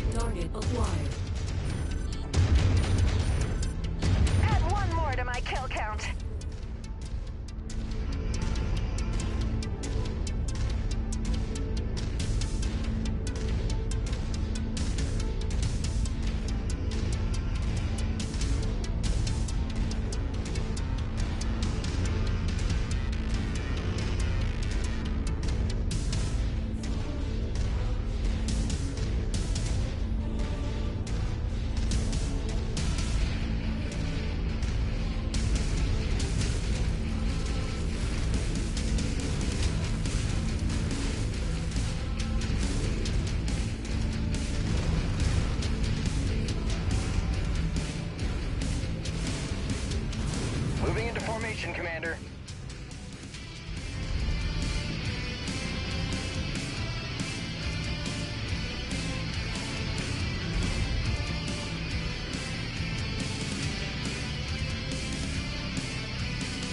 Heading to location. Sometimes they just get stuck, man.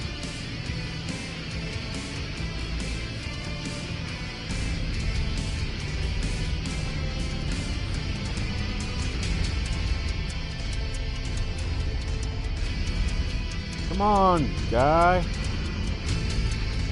Freeman, let's go.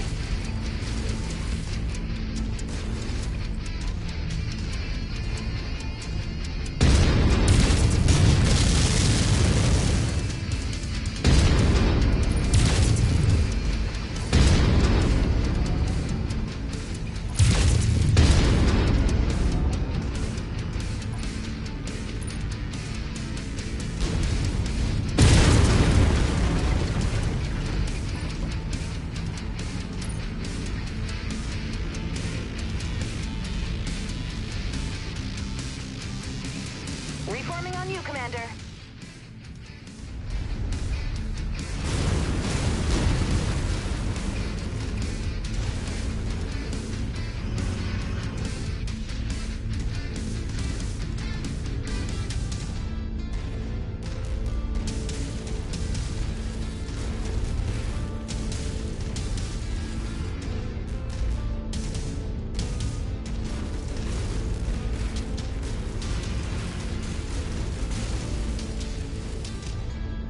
He's still not coming. Vehicle spotted. Target acquired.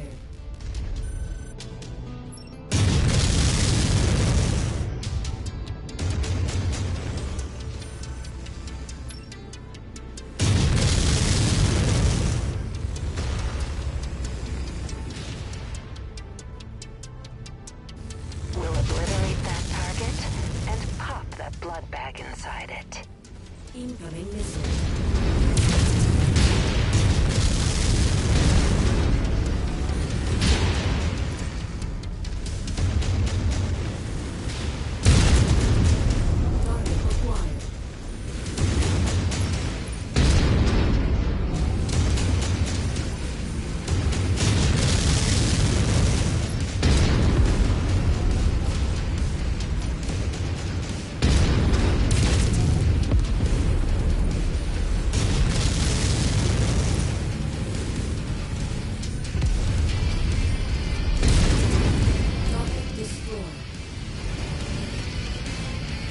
Target sent to hell.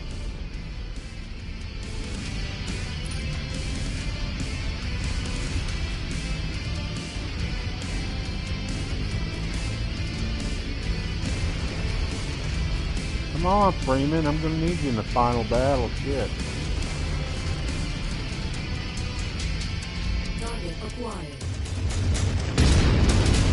Target destroyed.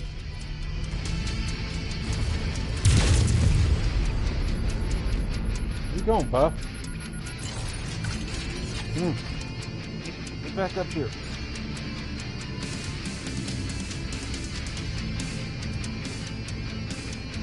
You sure?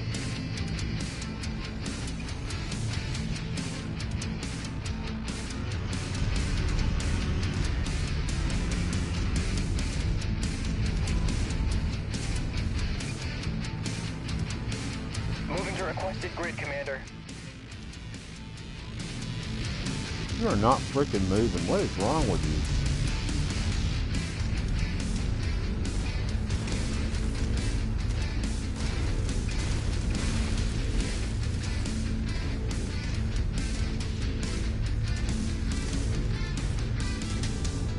He's either stuck or his AI is screwed up. Target destroyed.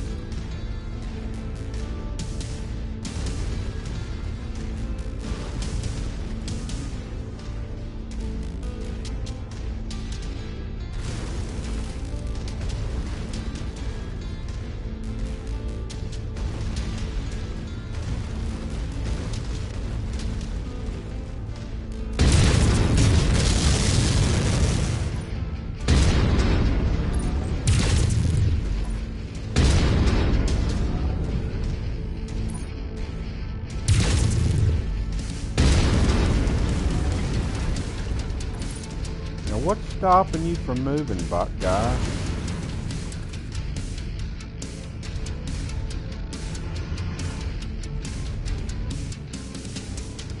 Lead us, and let us unleash bloodshed on those in our path.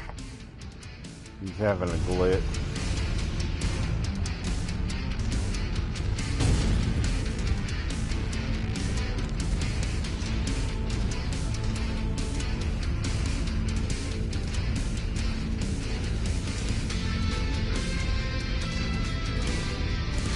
I guess we're gonna have to do this without him.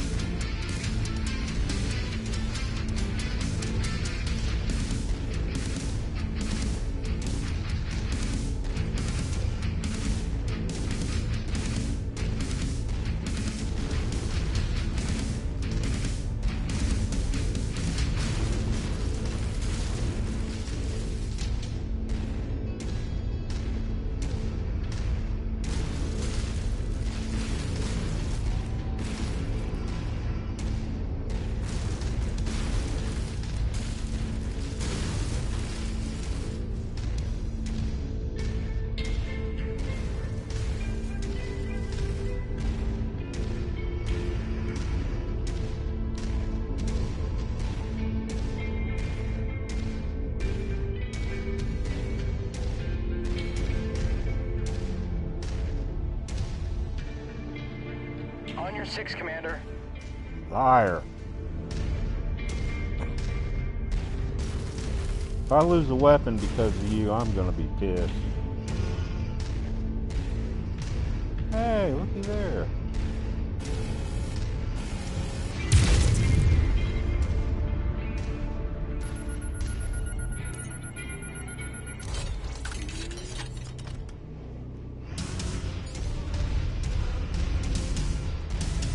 In there.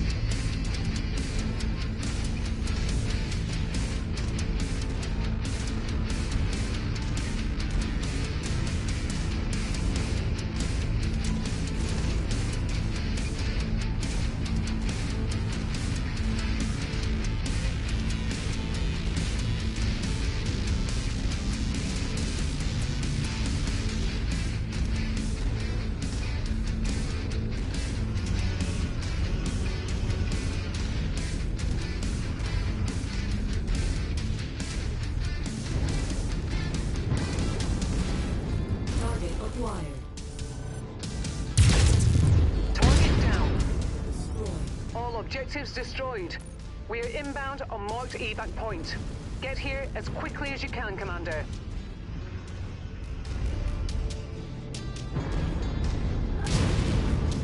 Target acquired. Target destroyed.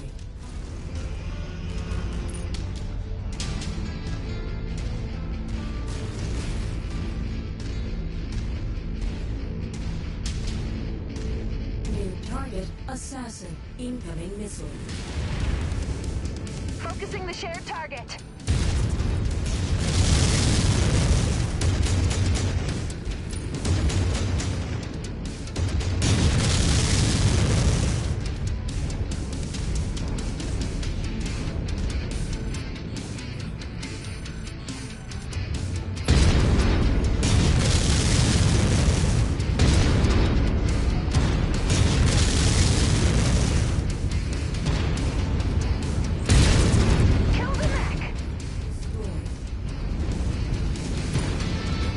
A lot more than what Freeman can say for himself.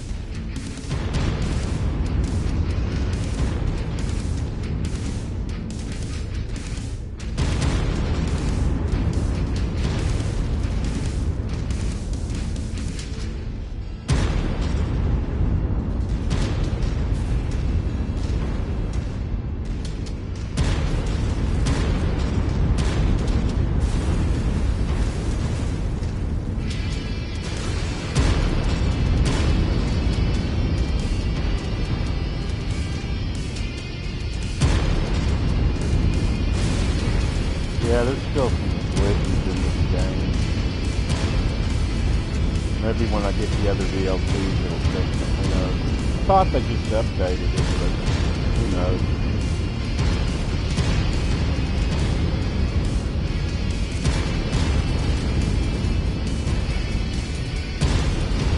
Usually if I tell him to move somewhere,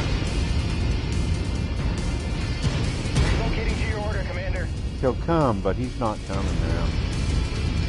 He's not moving.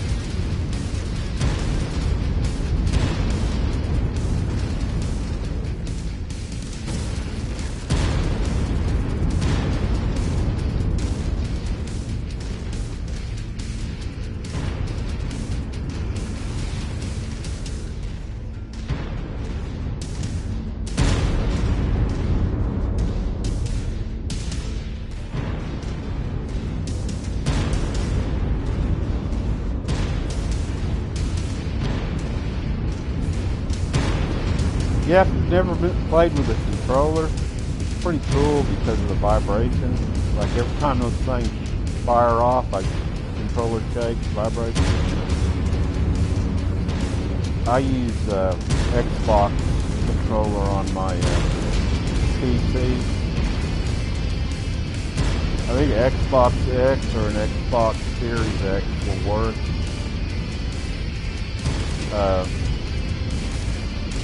PlayStation you can use, but it has to be wired. I haven't got it to work remotely, you know, wirelessly. But you do have to have Bluetooth on your PC, if I remember right. Yeah, you do have to have Bluetooth. But I can't get the PlayStation one to connect, which that's alright. I got a bunch of Xbox controllers. I only have 2 PlayStation 5 controllers, so I'm shit out of luck at the one that's broke. I'm gonna have to fix it. Can't really afford to buy a new one.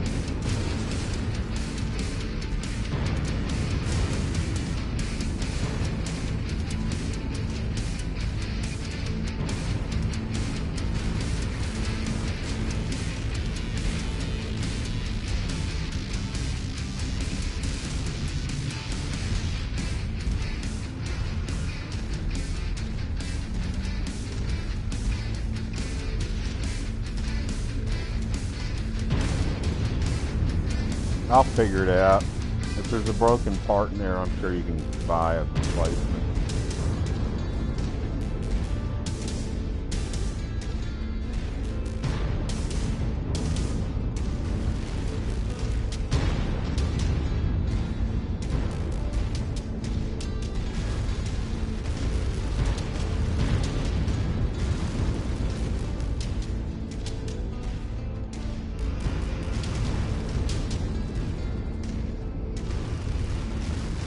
Seen a bunch of promising looking stuff over there.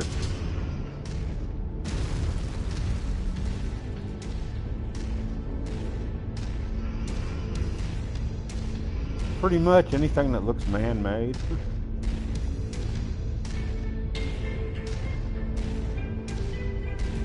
And like I said, always check the corners.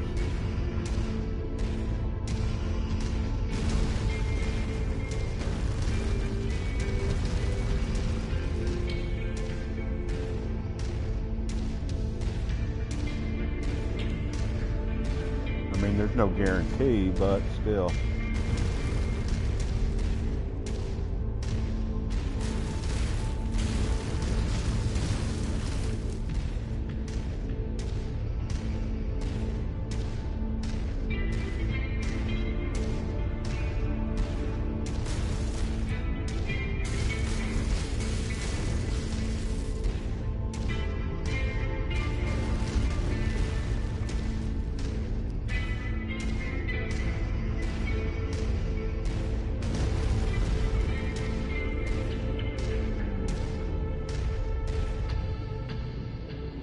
Forming on you, Commander. Liar.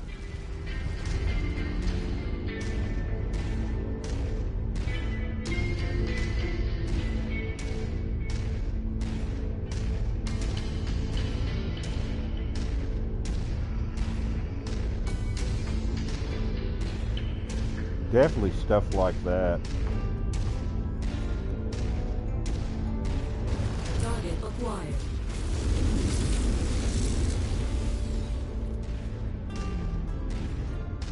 We're on your target, Commander.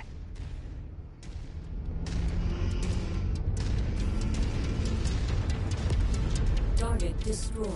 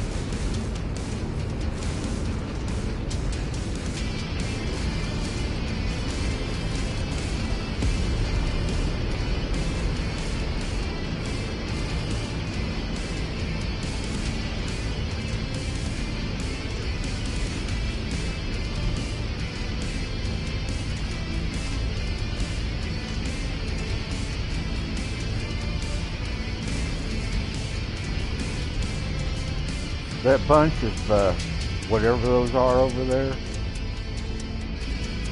I've actually found 3 in a row in this. This don't mean there'll be any in this.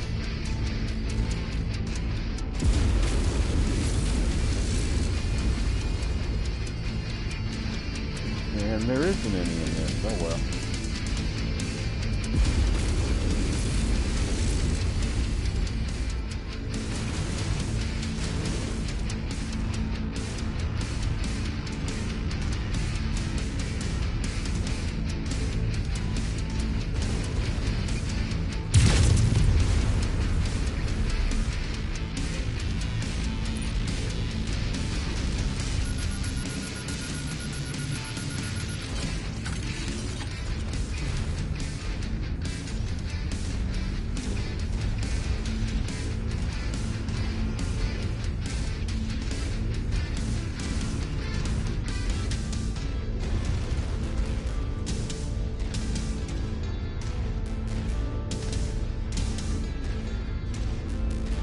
think I already did this corner. I think this is where we got in the fight with all the tanks.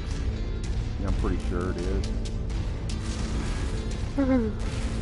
So I only got one other corner to check, because I already did. This is where all those tanks were attacking us.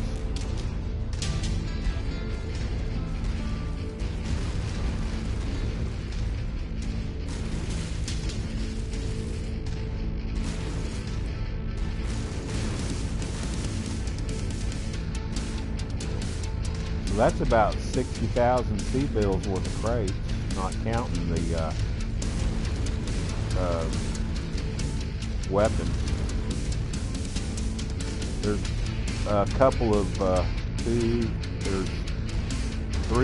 there's three level 2s, one level 0, which I'll never use unless I have to, and one level 1. Okay, I'm demoting you to private, and you're taking a pay cut. Just letting you know that. So be ready. There will be disciplinary actions taken once we get you back to the drop ship. Might even cut you down to 50% rations.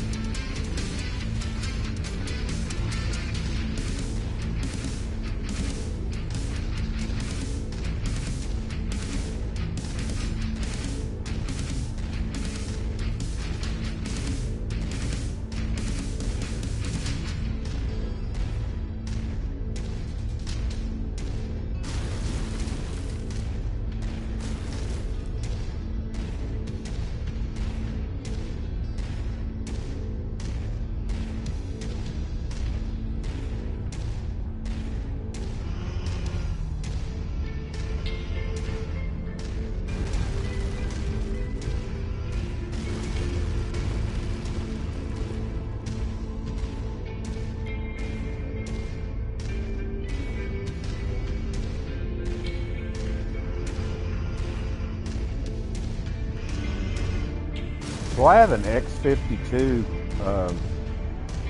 flight stick, throttle and stick separately together. That when I was playing MechWarrior 2 and MechWarrior 4, I used it. But I had everything set up at a table. Now I'm gaming on, right now it's a 65-inch big screen TV. And sitting back on the couch with a controller in my hand. It's just so much more easier.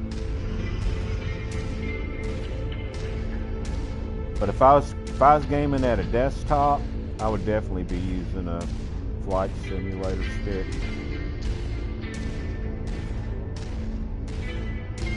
Now the ones I got are out of date, but they still work pretty good. I had all the 36, the 45, and the 52. I gave the 45 to my grandson. Don't know if he ever uses it or not. I bought him MechWarrior in the Jump Ship edition. And we played it when he first got it, but he's more into multiplayer games. He's playing the hell out of Helldivers right now.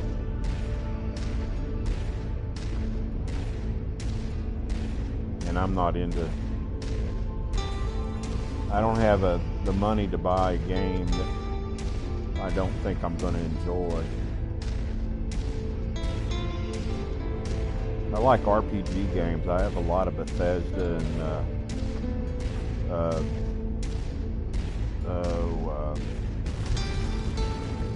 EA, Electric Arts, but that's the producers. I don't think that's the name of the company that makes the game.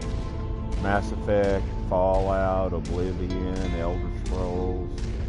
Those are the kind of games I really enjoy, but I've become attached to the MechWarrior stuff. Like I said, I got my starting game in playing MechWarrior.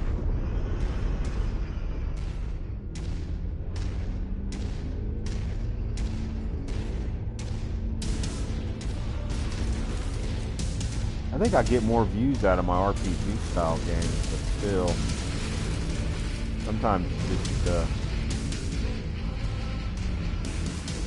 just have a certain game you want to play.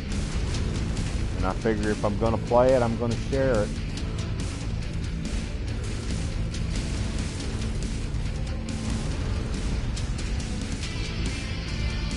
That'll be the last one. Oh, and it's got something in it. Damn. Glad I made the trip.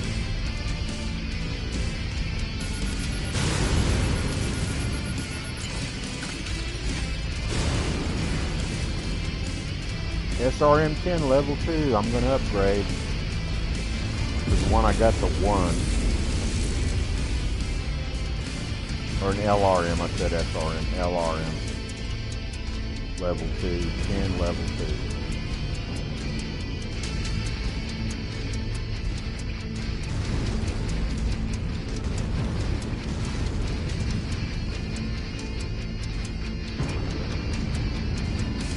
More range, more damage, more heat efficiency, and more rounds per minute every time you go up a level. Tier 5 is the one you should strive for. But we won't get those until I started getting some in the Cantina missions at level 9.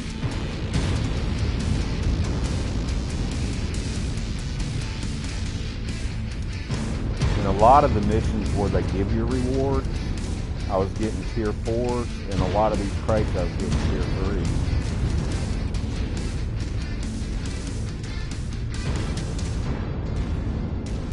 But you have to, like if you stayed here, 2 would probably be the highest you'd ever get. Maybe a 3, I don't know. But you got to go to the more, you know, like 200 plus, 300 plus missions to get the good stuff.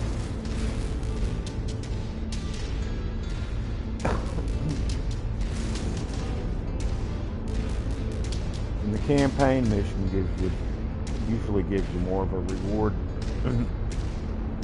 You know, at the end of the mission, they give you something for what you did, a mech or meching some ammo. Ooh, sorry, a bonus. Yeah, I think we'll quit, and I'll quit, put on a pot of coffee, and then come back. Let's get out of here, Commander. I can stay up all night doing this. But I don't really think, I mean, I looked it up, and YouTube will let you do up to 12 hours. But I like to keep them around between 3 and 4, 2.5 to 3.5, something like that. So thank you everybody for watching my videos. I really appreciate it. And let's see what we got here.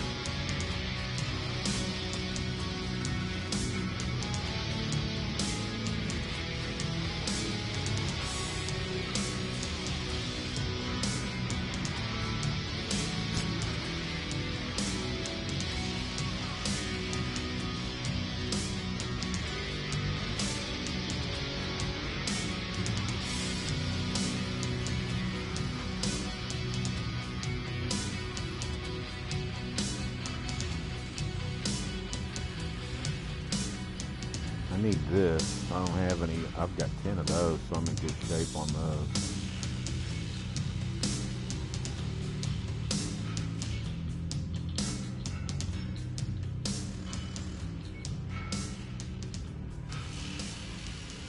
Now remember, Cantina missions will ask for this stuff.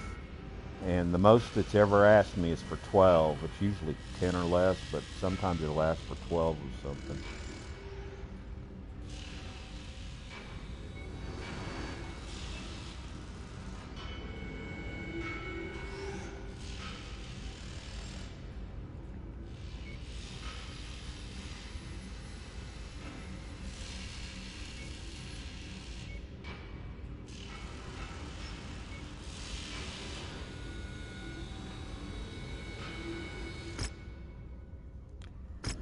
Okay, so really, thank you everybody for watching my videos. I really appreciate it. I appreciate my subscribers.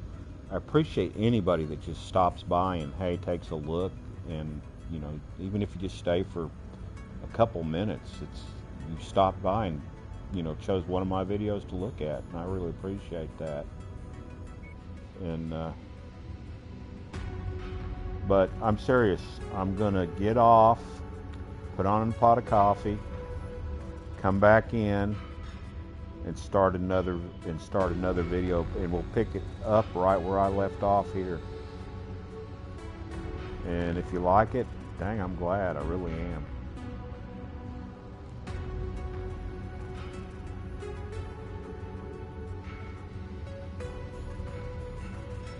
Oh, and what time is it?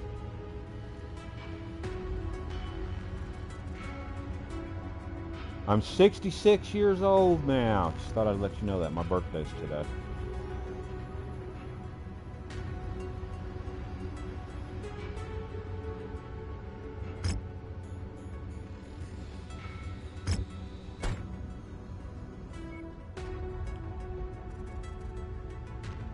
So we'll jump here, and it'll automatically save once we reach the destination. And I will repair my mechs when we get back, and when I reach level 4, I can start doing cantina missions. Alright, thanks everybody, really. I'll be back. Give me 10, 15 minutes, maybe 20 at the tops, because I'm not tired yet. See y'all later.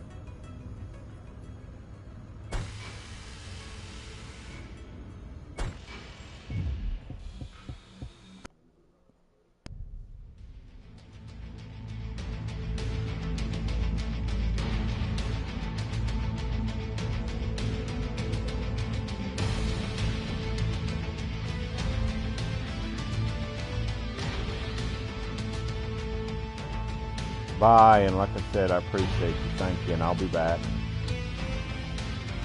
Check out some of my other playlists.